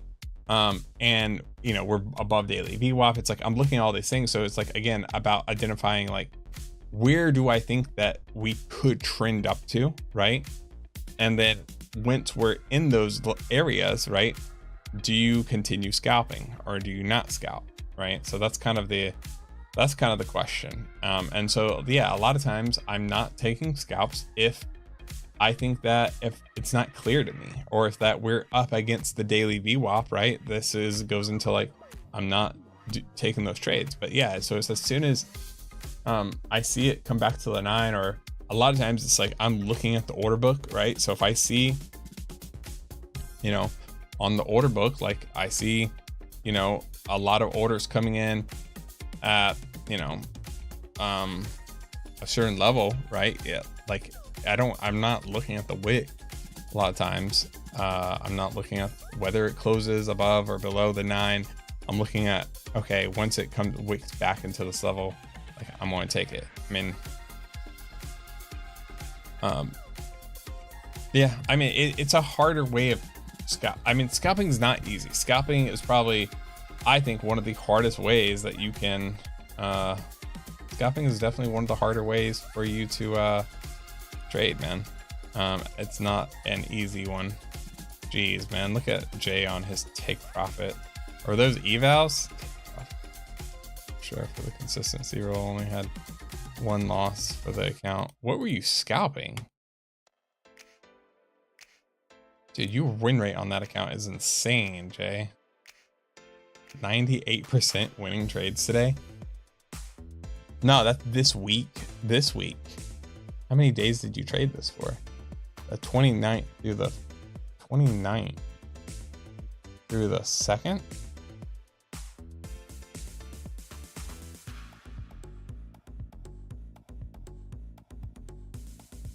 Through the 2nd. Yeah, so that's that last week. That's insane.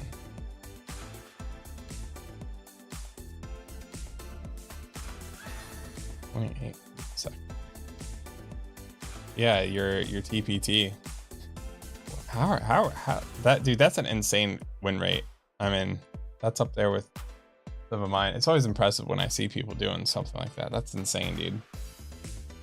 Are those funded already? Or is that eval? That's just your eval. Okay. I was like, dude, if you did that on funded, I'd be like, damn. Like, that's impressive. I see that are you building up? Did you lose your PA accounts again? You have PA accounts right now. You didn't lose them again, right?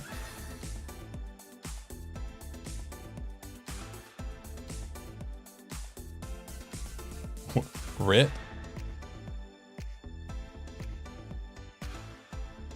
How many times have you lost your PAs now?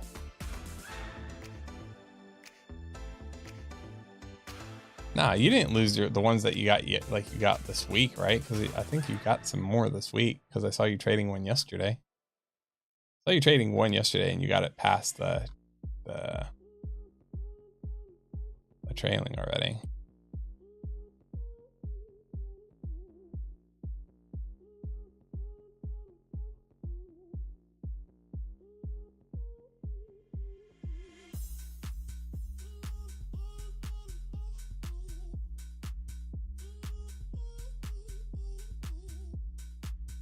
Yeah. Okay, so you have 15 evals sitting that are passed, and then 5 PAs.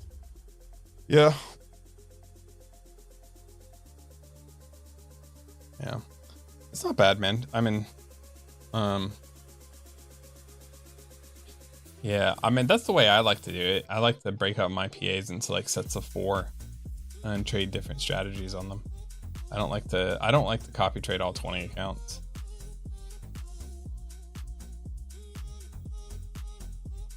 Oh, but yeah, I actually want to trade the what do I want to trade? I totally forgot. I wanted to trade the May competition on Blue Sky as well. Oh man, I should have traded way earlier. What do I want to do? How do I want to trade the Blue Sky account? I gotta think about this.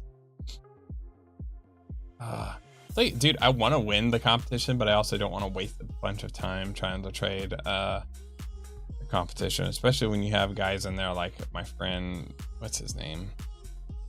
Pulled like 75K out with 5 contracts like a month ago. He's a nasty trader, but you know, he's in there for no good reason. I don't know how he's wasting his time doing it.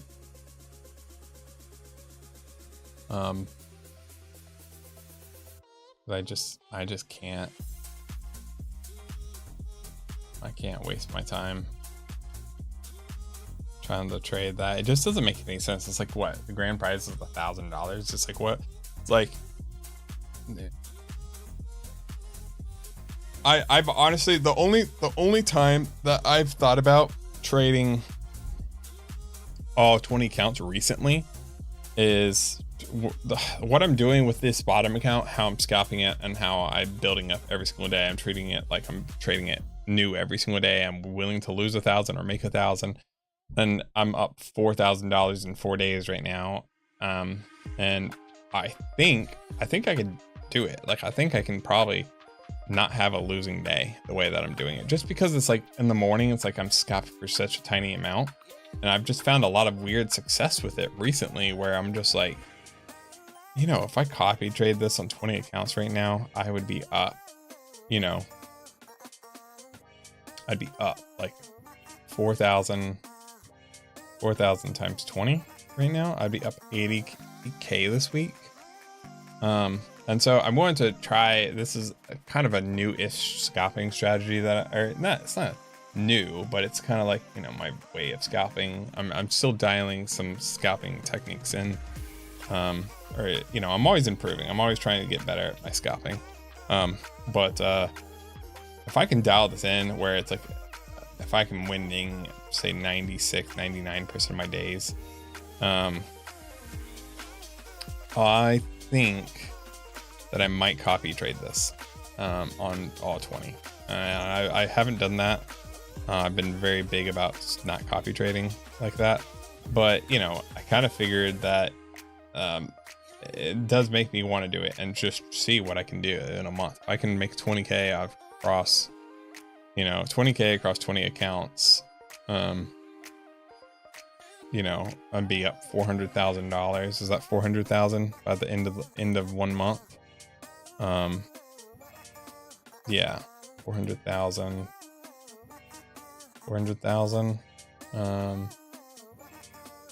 divided by 20. Yes, yeah, so I'd be up $400,000 by the end of the month on 20 accounts if I didn't take a losing day. Because I've never gone for like the 3-month payouts really much on Apex. A lot of times I'm using them like I'm using these top accounts here, right? Like where it's like I'm just aiming to get that payout and then I don't care, right? But you know, this is also part of like I wanted to stay off their radar, blah blah blah. But now it's like, you know, probably, dude, I've thought about doing this, man, for a while now, because that'd be 100K a week.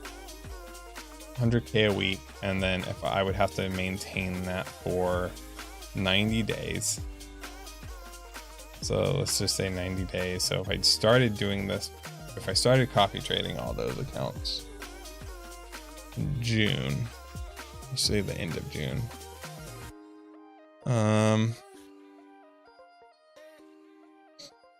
Let's say the end of June. Yeah, so it'd be 99, no, not, is it 90 trading days? No, it'd be 60 trading days. So 60 trading days until I would be able to take out a full payout.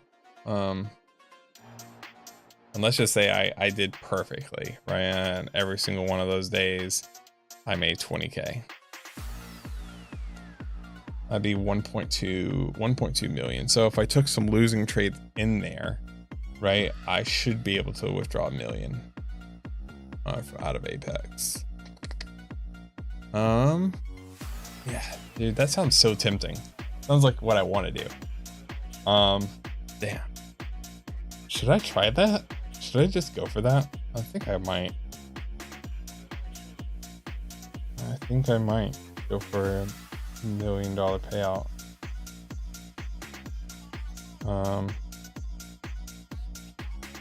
I would have to actually aim for over $1,000 a day on all the accounts, because, well, or take out small payouts to make it $1 million. Does that make sense? If I wanted it to say $1 million, because it would be 1.2 million, and then that would be minus 1.2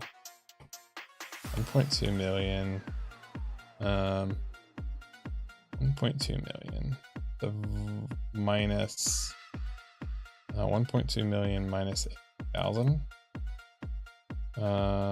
80,000 times 4, 80,000 times 4, because I would have taken out 1, 2, 3, 4, 5 payouts before this one, so it would be 80,000 times 5, so that's 400,000. So that, if I took the max payouts, basically I would only have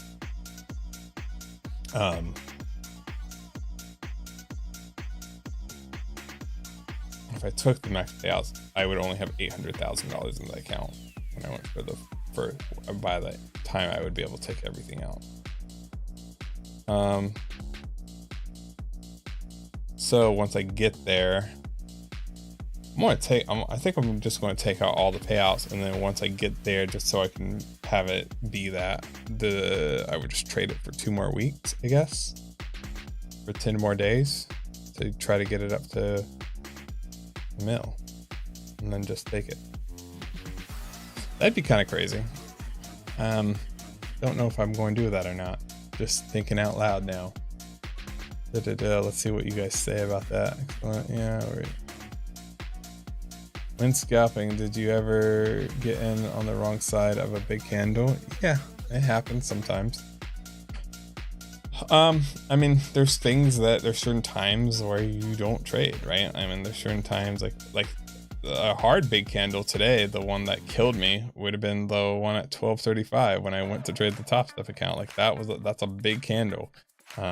That's a huge candle, right?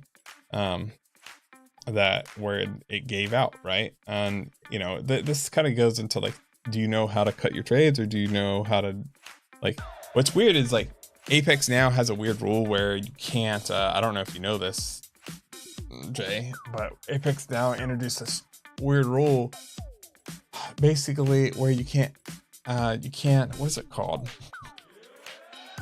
Dollar cost average is what they're saying. You can't dollar cost average, so you're not supposed to add to a losing trade on Apex now. Cost average. This was like a whole thing inside of this was a whole thing basically that they just recently added, I think. Yeah, updated a month ago. So Apex, well, we'll see. Apex doesn't want gamblers, lucky traders, windfall traders, scammers, etc. Let's see. Apex doesn't want traders who work the system, defraud the company, put Apex trader funding at risk, trade without a system, lack of good risk management, change strategies, jump from strategy to strategy, lack direction, think this is a way to get rich quick. Well, Apex wants traders that have discipline, consistency, comprised of exact set of rules for entries, initial stops, take profit, trailing methods, exits. Apex wants traders who are consistent, blah, blah, blah, blah, blah. I know that they updated this just recently. Let's see what else they added. I can probably show my screen here. Let's look at this.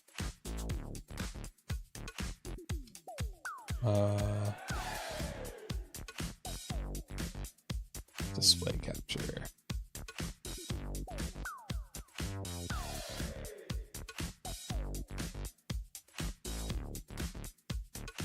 I want it to be this bottom monitor. I don't know what this bottom monitor is. There we go. Okie dokie. Move the webcam up to the top. Let's see. Code of contract. Blah, blah, blah, blah, blah, blah, blah, blah. They did add something about dollar cost averaging in here.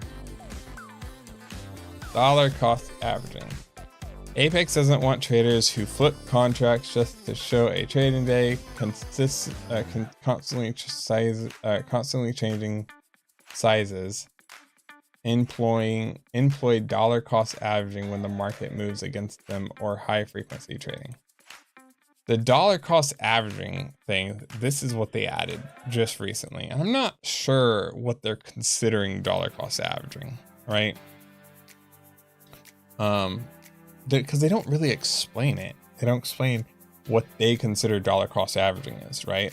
Like if I have a system where I am, let's turn this off.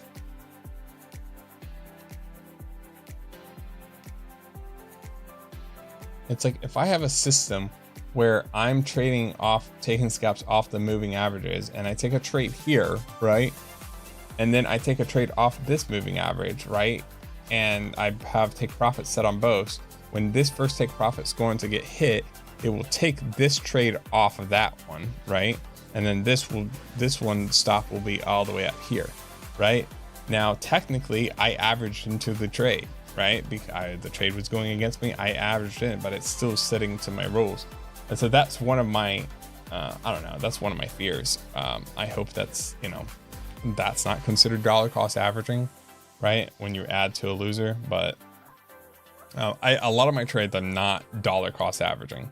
Or it's also like, what happens if you place a limit order, or you go to buy 2 contracts, right? And you get filled here and the trade goes against you, and then your next fill is like lower, right? It's like, I don't know what they're considering what is dollar cost averaging? Is it anytime I'm adding to a losing position, right? Even if I have a reason to? Does that make sense? Like, that's what I don't understand. So we'll see. I think it's a silly rule. I don't think dollar cost averaging should, like, I know a lot of people say you shouldn't add to loser. I don't think you should either, unless there's a reason to. If there's a reason to, then sure, go ahead.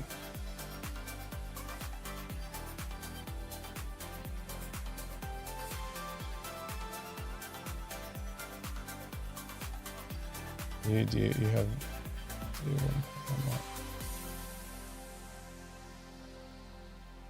oh, you only have to do 1 payout a month. I thought you had to do 2. I thought you had to take both of them. I'll look into that. Thanks, great. I thought you had to take both of them. If you don't, then yeah, I could get away with just taking 1. Always the first.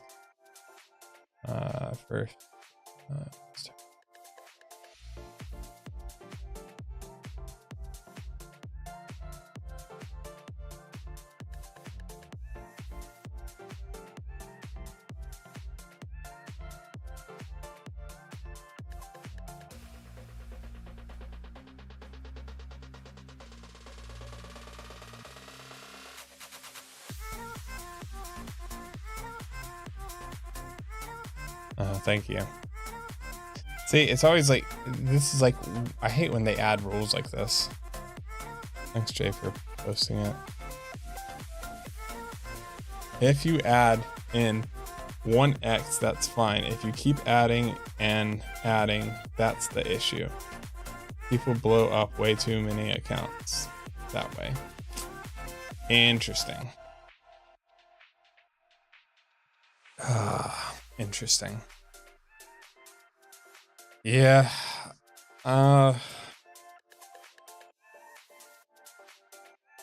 Yeah, I might have to adjust the way I scalp then. Because like a lot of times I am, every moving average I might add 921.50 and then VWAP, right? Or like the 200, I might add to each one of those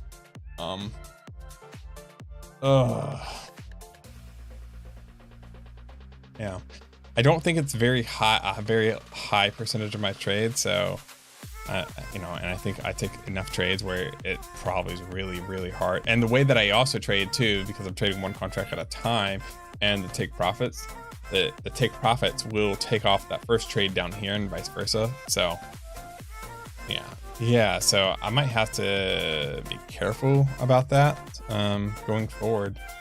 You know. Because I'm definitely not trying to, you know, dollar cost averaging is not one of my things. Man, only adding 1x is fine, but that's the problem. Like, what happens if you're like me, where it's like I like to keep one contract at a time, but if we're, you know, if I have multiple confluence, then I add more to the position, right? So, and that's just stupid. So it's like, what? Yeah, that's a stupid rule. I don't know how you even track that rule in my type of scalping. I mean, I could see if like you have a big trade going against you and you're adding and adding and adding, right? I could see that if you're doing that on like a, you know, 100-point move or whatever. Yeah. I'm just going to have to start cutting trades and get out of the habit of adding, I think. Sucks because that's like a habit that's like built into me a lot of times, especially if like, again, especially if I have multiple confluences that tell me that we're going to continue going that way. And take profits after the bounce. Yeah, of course. Yeah, that's a sucky rule. I just don't know how to. I might have to think about this one. I think 90% of my trades don't fall into that. Probably 99% of my trades. I may have done it once on this account. So we'll see. Yep. But I'll get some payouts this month, and it'll be good. We'll have a couple $1,000s in payouts. Yeah, I might need to adjust my scalping just a little bit, especially if I'm going up to 20 accounts, because I don't want them, you know, being like, oh yeah, well, you're dollar cost averaging, so we're not going to pay you out. That would suck if I go up to 20. Again, this is kind of gets into like, I don't think they care that much when you're making like $2,000 a month off 20 accounts. I don't think they look into it too much, right? Once you're past that 3 months, I feel like they start looking at everything. At least that's kind of how at least some of my friends have told me. Now, like there was a guy, I know of a guy that he was denied his payout at 3 months, right? Because they said like, hey, you know, we feel like you're, you know, not doing this. And so he was like, they didn't like just take his money away. They basically said like, hey, like, you know, trade it for 2 more weeks, stop doing this, right? And then we'll let you take your payout. And they did. So, so I've heard that they're really, you know, pretty easy to work with in terms of that. So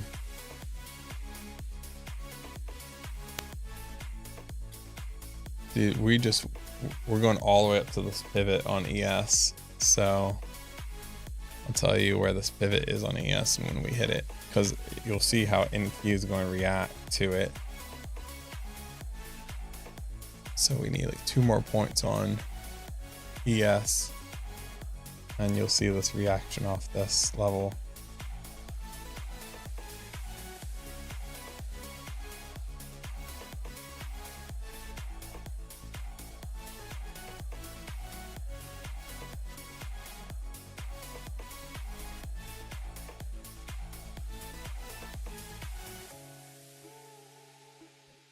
It's going to take a minute for it to get there, actually. Oh, what time is it? It's 2. I need to take a break. I need to go scout my other account. I'm not going to scout that one on stream. Oh, it's the Blue Sky account. I need to not mess that account up. So I'm going to scout that one off stream. But yeah.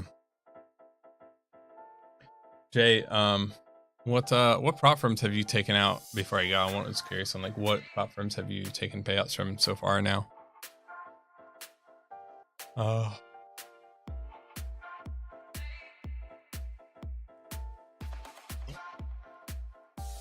know you took out stuff from Top Step. Top Step only. Gotcha. Yeah. So, you should oh yeah, take profit trader. You had that as well. Yeah, I would say maybe go to on your Apex ban. Oh, that sucks. Getting to the Pro Plus and then blowing it. I would say on Apex, I would say probably I would split up your accounts, right? I mean, I would highly suggest probably trading them one at a time for now. I like to break up my Apex accounts into like sets of 4. And I trade 4 different strategies usually on them. But if you only have one strategy, you only have one strategy, and it's fine. You just break them up, and that way you're not blowing them all at once. And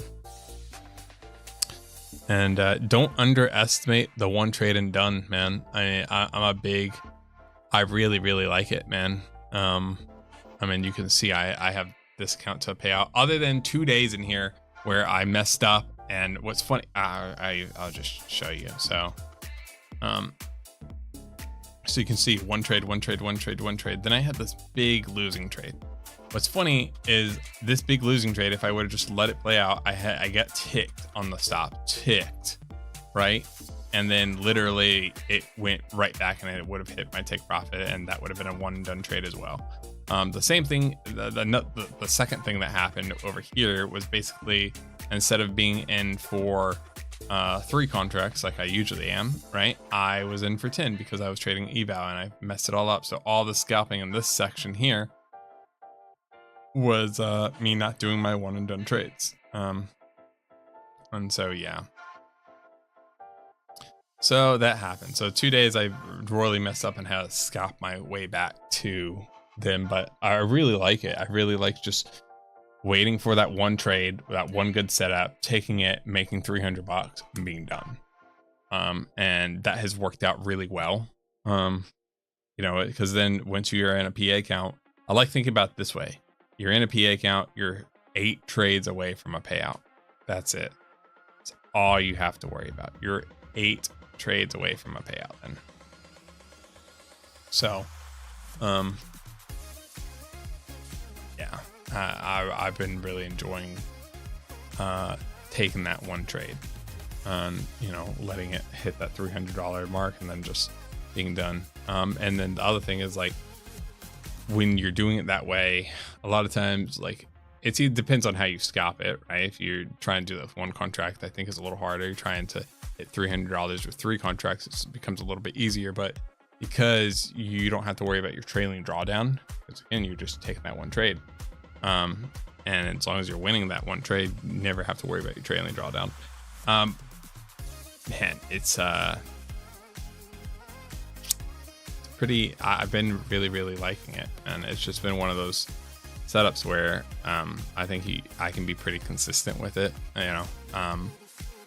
I've been playing around with it too, trying to back test different ideas, right? And I have a couple different strategies that are like 96 to 99% win rates, right? And keep in mind, this is me risking the whole account. Sometimes in the back testing, I'm risking the whole account to make $300, right?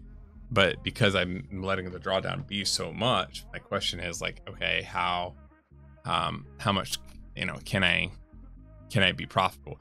Now that gets into the question of, like, does Apex like that style of trading, right? Like, if you do that for a couple months, like, at what point will they be like, okay, you're taking advantage, right? If you do it that way. So that's kind of, there are things that I think about, right? Of like, I'm trying not to be banned, right? I can come up with ways I think that's taking advantage of prop firms. If you're willing to risk the whole account to scalp, right, you're taking advantage of prop firms, and a lot of prop firms, say that that's against their rules.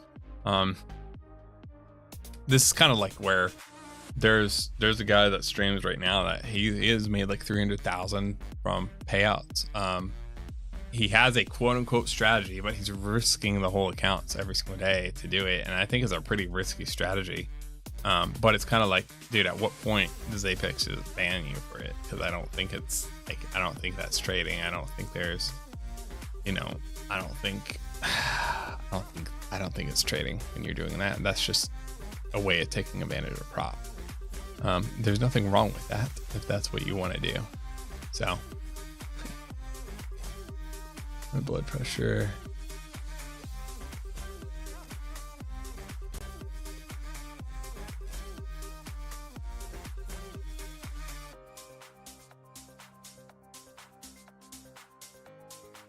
Yeah, he is gaming the system. I mean, but this goes into like, he's clearly gaming the system. The question then just becomes like, I don't think when that's on my chart. Oh yeah, he's clearly gaming the system at that point. But what's crazy is he's doing it live. He does it every single day, and he has about 10,000 active followers. So it's kind of like, I wonder if Apex is turning a blind eye to it. I wonder if they're turning a blind eye to it because they're making more off of his affiliate links than they're paying him out. That's kind of one of my suspicions with it.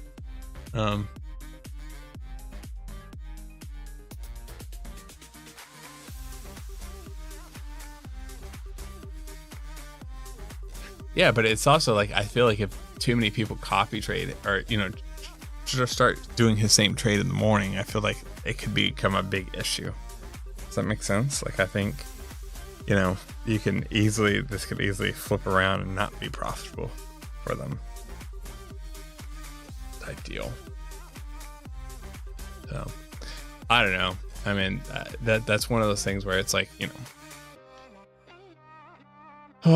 I think it takes a lot to get banned from prop firms, though. I think and the only guys that I've seen banned from prop firms clearly taking advantage of prop firms, like doing stuff that you would never do on a real account, right? For example, like martingaling and stuff, right? Those are like the guys that I've seen banned from prop firms, but usually it's after they pay him out like $800,000 or like $1 million in a year, and then they're like, all right, yeah, you're done, right? Because especially if they're martingaling or something, right, where it's like they'll lose, they can't really copy trade them because eventually they will blow up the whole account, right? So there's stuff like that where I think that that stuff happens. But I think you end up making a lot of money before you ever will get banned from a prop firm. No prop firm is going to, I've never seen a prop firm banning somebody for making like under like 40 grand. Some of the new prop firms, there was a prop firm that was like really funny. I forget what the name of it was, but when they first started, they tried to get a bunch of people to trade. And I forget who they sponsored. They sponsored some guy that's actually a really good trader.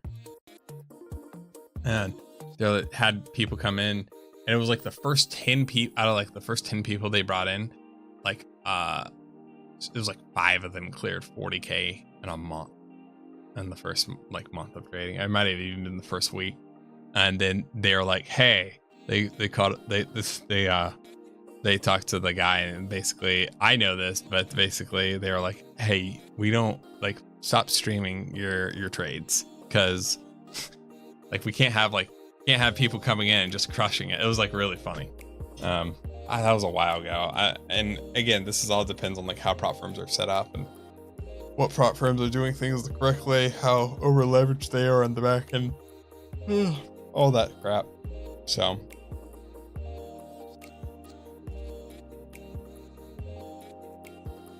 did they really?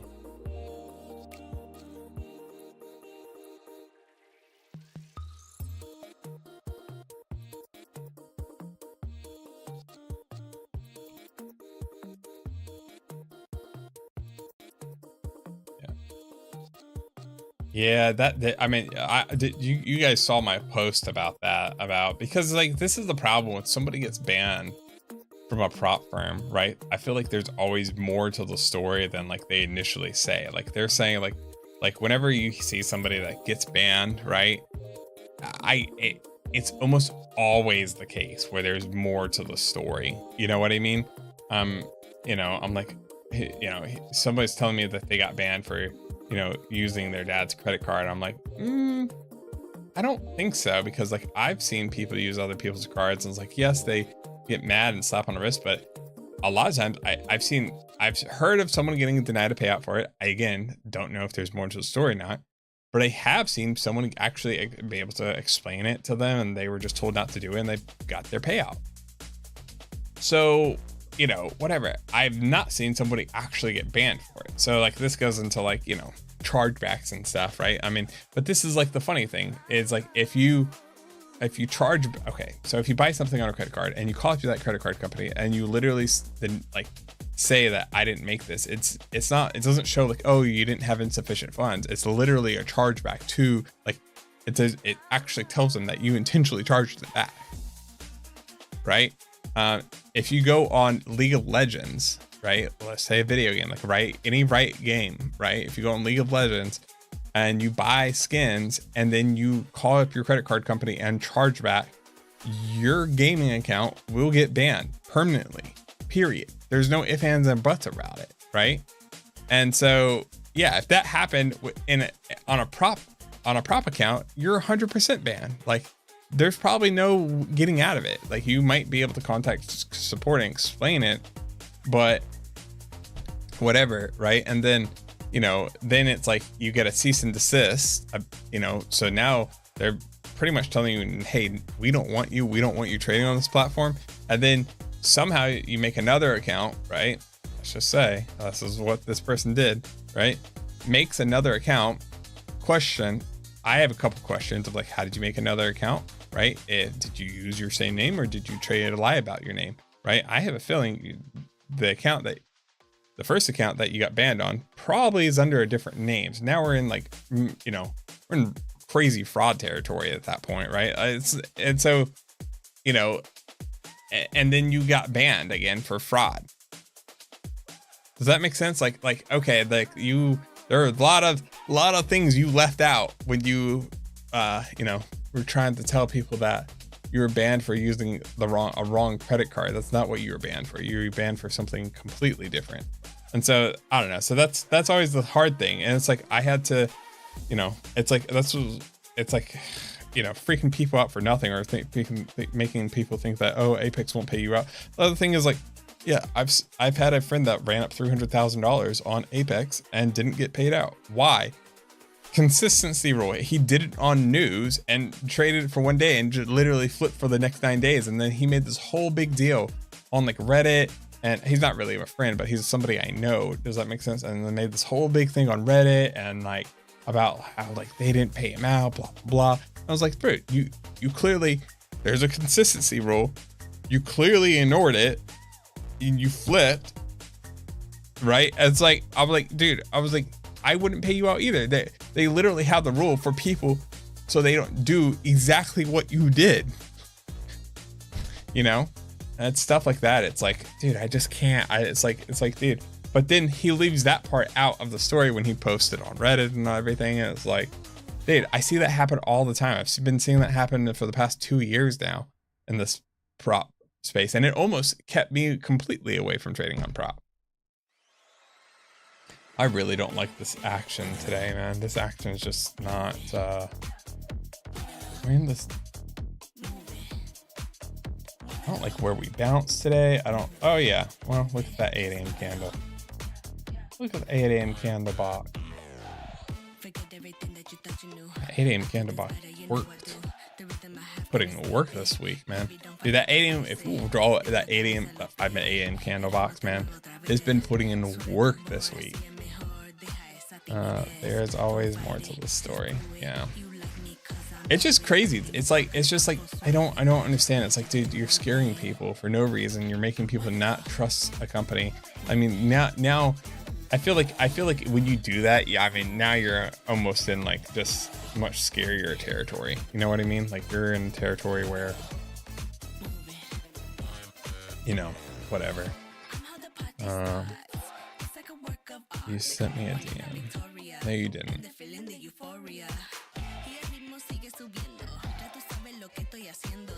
I have no DM from you, Jay.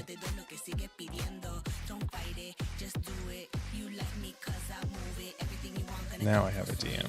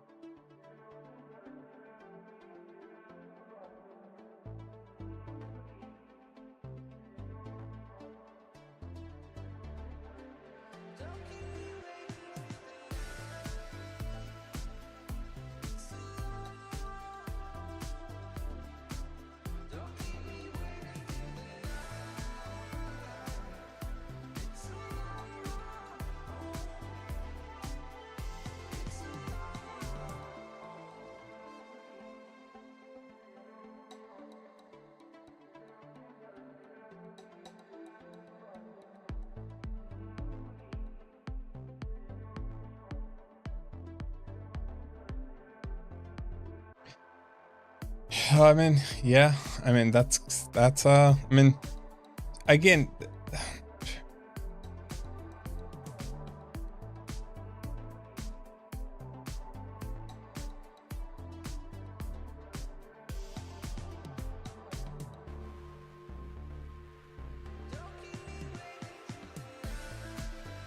yeah, I mean, a lot, if it's the number that I think it is, Jay, a lot of people have that specific number.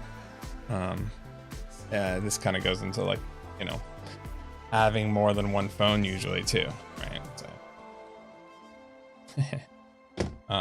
one for business, one not.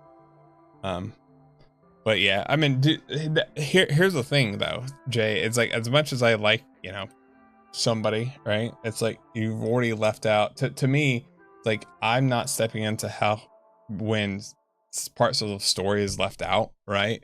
Where it's like, and then like I still feel like there's things that I don't know. I don't know how did you make a second account, right? Like what was the name on the first account? Is the name? It's like you know, and you know, I've gone to help people before just to find out that you know, like for example, like I know a guy that actually turned out that he was a credit card scammer, right? And like was actually doing really bad things, right? And so, you know, but you know, the only reason why I know that too was because I found out he was arrested for it, and I was able to pull up his arrest for it. So like stuff like that, it's like, dude, so I'm very careful. It's like one of those things of like, it doesn't matter. Here's the problem with his whole thing, right? Is that you're sent a cease and desist to not trade with the platform, then you somehow end up trading with that platform anyways, without clearing that up, probably, right? That's my opinion, right? Is because you were banned from the first one, so they didn't like, you made a new account, right? It tells me that the previous issue wasn't resolved, right? So yeah, I mean, if that happens, the platform has every right to just ban you, right? Like, I mean, that's like literally they told you not to trade on it at that point already, right? So you know, your profits, your unreal gains is irrelevant at that point.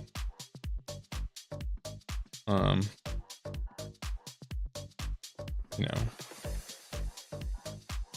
that's like, it's like the equivalent of like, you know, going to a store, right? Filling up a shopping cart, right? Doing something that you're not allowed to do in that store, getting banned for life. Then you snuck back in the store, filled up your shopping cart again, and then you're upset because you got banned before you could check out. Like, you weren't supposed to be there in the first place then. See what I'm saying? So that's the whole problem with that whole story, with that whole setup.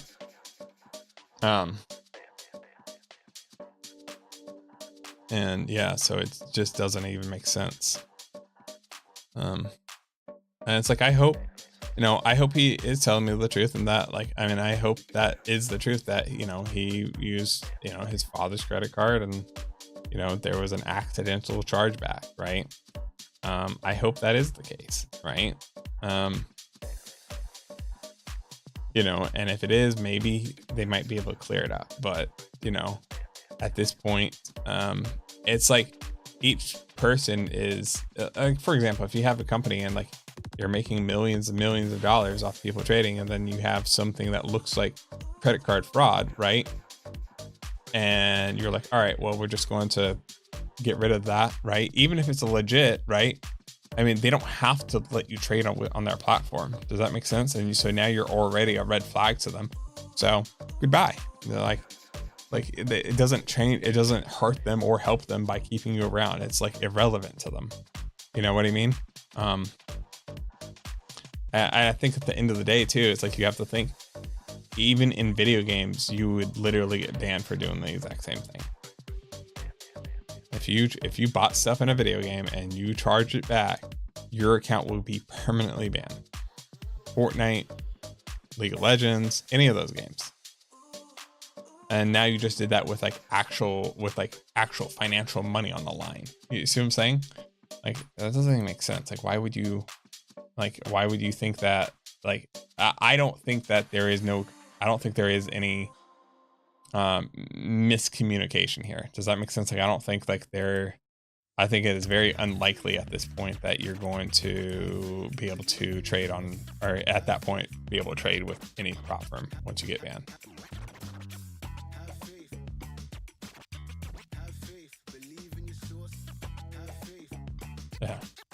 Yeah. Speaking of which, I wanted to check one of my, I wanted to make sure that like now that freaks me out a little bit, because I do use a thing called privacy, and I just recently changed over what card my privacy accounts were linked to. So now you guys have me like all freaked out, like where I'm like trying to like log in and make sure that my accounts that everything's settled. There's nothing pending, nothing got declined. You guys are over here freaking me out.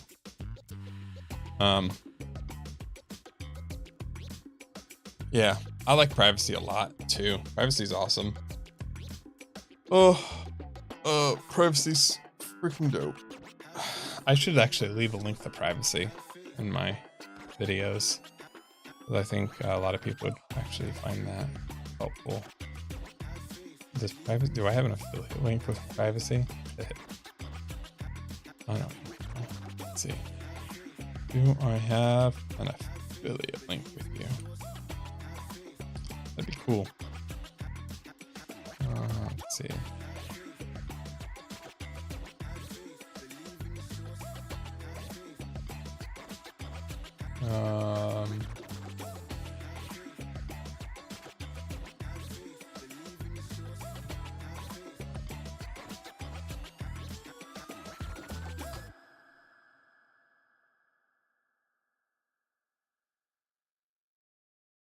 Oh, they do have a affiliate thing. I'm not signed up for it. Anyways, privacy.com.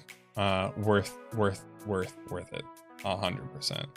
I pay for whatever. It's like $10 a month or $15 a month, but it allows you to create basically virtual credit cards, right? And so I have a virtual credit card for every, I have a virtual credit card for every prop firm. And then what's cool is like, it's really easy for me to log in my privacy account, click on my virtual Apex card, for example, and I can see how much money I've spent on Apex throughout the whole year, just like that. I can also see how much I've spent on Blue Sky. I have a card for Blue Sky. I have a separate card for Top Step. What's cool about it is like, it makes it so that card, one, I've set transaction limit, so they can never be charged more than X amount, right? The other thing that's cool about it is that it's locked to that vendor. So if somebody did hack in and was able to steal card information from Apex or any of these prop firms out, right, that card would not work. It's only going to work for that one place. And so that's really cool. And so I've really enjoyed having that. You can also make, you know, one done cards as well. Or if you're signing up for a free trial of something, right, you can make a card. And what you can even do with that card, then you can pause it, but you can also just put a limit underneath the subscription limit. So say if you need to sign up for something for like 20 bucks a month, right? But they have like a free 7-day trial or free 2-week trial, then you just set the card limit to like $2, right? And so even if you forget to cancel that, right, that charge will never go through. Yeah, so that's kind of a really cool, really cool thing. I use it for everything. I literally have like a lot of my bills on there. I have, you know, individual cards for everything. And it was like, for example, just recently I had it for my car insurance. And what was really cool is like, they increased the cost of my car insurance by like a third recently, but it blocked the payment from going through, which kind of sucks because I didn't catch it right away. So it blocked the payment because it was over the monthly thing, but then it made me aware like, hey, my car insurance company just like upped my rate like crazy. And so I was able to then cancel my car insurance and get a new car insurance, and for a lower rate than I was paying before now. But it's like, if it wasn't for privacy, I wouldn't have caught that, which is kind of a weird thing.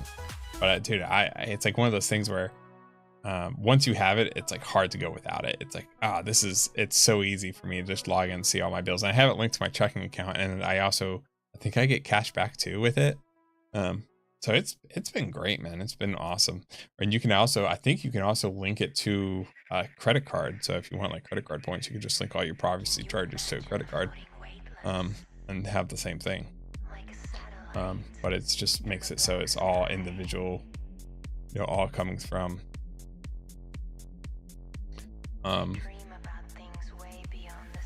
it just makes it super easy to see, and you have cards for everything. So like I have a Home Depot card, I have like, you know, a Kroger card, I have I don't even know what else. I have a card for, I probably have a card for Panda Express in there. A lock Panda. I know I have a card for Uber Eats because I'm lazy. Let's see. I mean, dude, we're just doing nothing now. We're kind of made all the moves that I thought we were going to make today. We did bounce nicely on this pivot down here.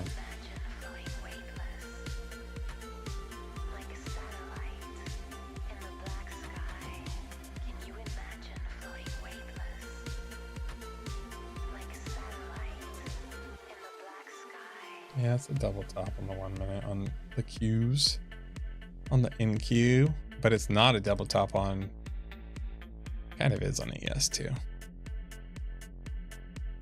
It's getting narrower. It's still looking very, what happened?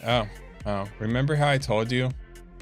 Remember how I told you that, all right, here, I guess let's do this. Let's do this.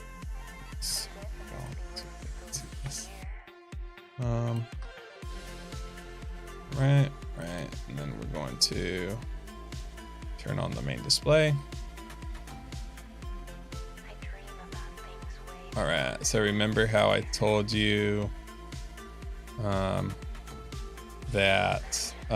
how I told you guys that like the pivot levels are important? Look at these two past 5-minute candles, right? Look at where we wick, basically wick the 5-minute, or wick the pivot. This one we definitely wick the pivot, right? Okay, if we switch over to NQ, right? This is on a 2-minute, but those are the same two places. We wick. This is ES hitting the pivot, but you seeing it on NQ and how it reacted.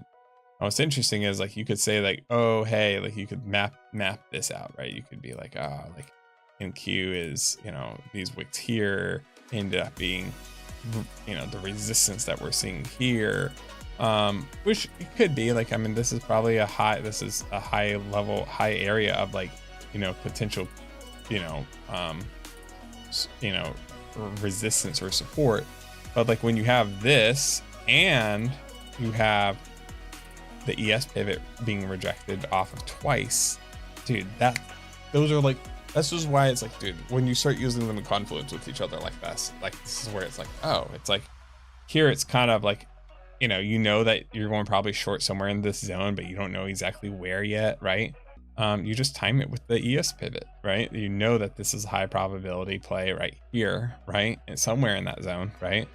So this is kind of like where it's like, okay, I'm going to be looking at the ES and just wait for it to start to reject off of this zone and then take it. Or probably would miss the first one because it didn't actually touch the pivot. This one actually touched the pivot. So it's interesting though, because it's like, you can see we didn't get that big of a reaction off of it on ES as we did on NQ. We got a bigger reaction off of it. But this is kind of like, you know, helping you see it. Like this is the ES pivots, right?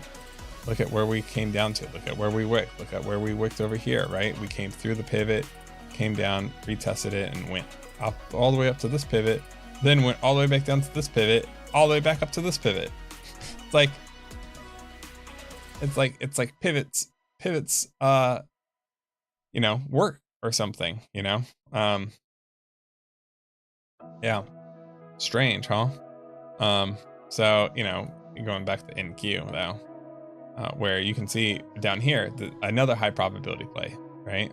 You have the NQ and the ES pivot both lining up. Notice how the ES pivot doesn't line up with the NQ pivot up here, but did line up with it down here, right? So kind of just food for thought for people. Okay. Turn off the main display again. Listen.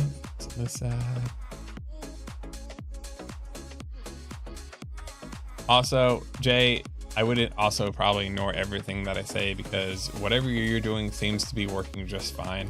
And I would not change anything about the way that you're trading right now, unless, you know, for whatever reason you're having a hard time or you start losing or something, then you might have to start looking at other things and start adapting and changing. But like, this kind of goes into that whole thing of like, dude, you have something that's working right now. You don't need to change anything. Like just do what you do. A lot of times when I'm trading something and I try to adapt somebody else's strategy, I end up losing a ton of money doing that. So anyways, I'm gonna hop off. I do have to trade my Blue Sky account. I'm gonna go grab coffee. I need to do something. I need to grab coffee. I need to grab some food. And then I'm going to trade my Blue Sky account for the rest of the day. And I'll post the P&L. I might even just do one trade just to count it as a trading day though. Because I think this one's still in, I don't know if it's, well, I have one that's an eval, so I still want to trade that one regardless. So I need to count that one as a trading day. All right, make sure you guys,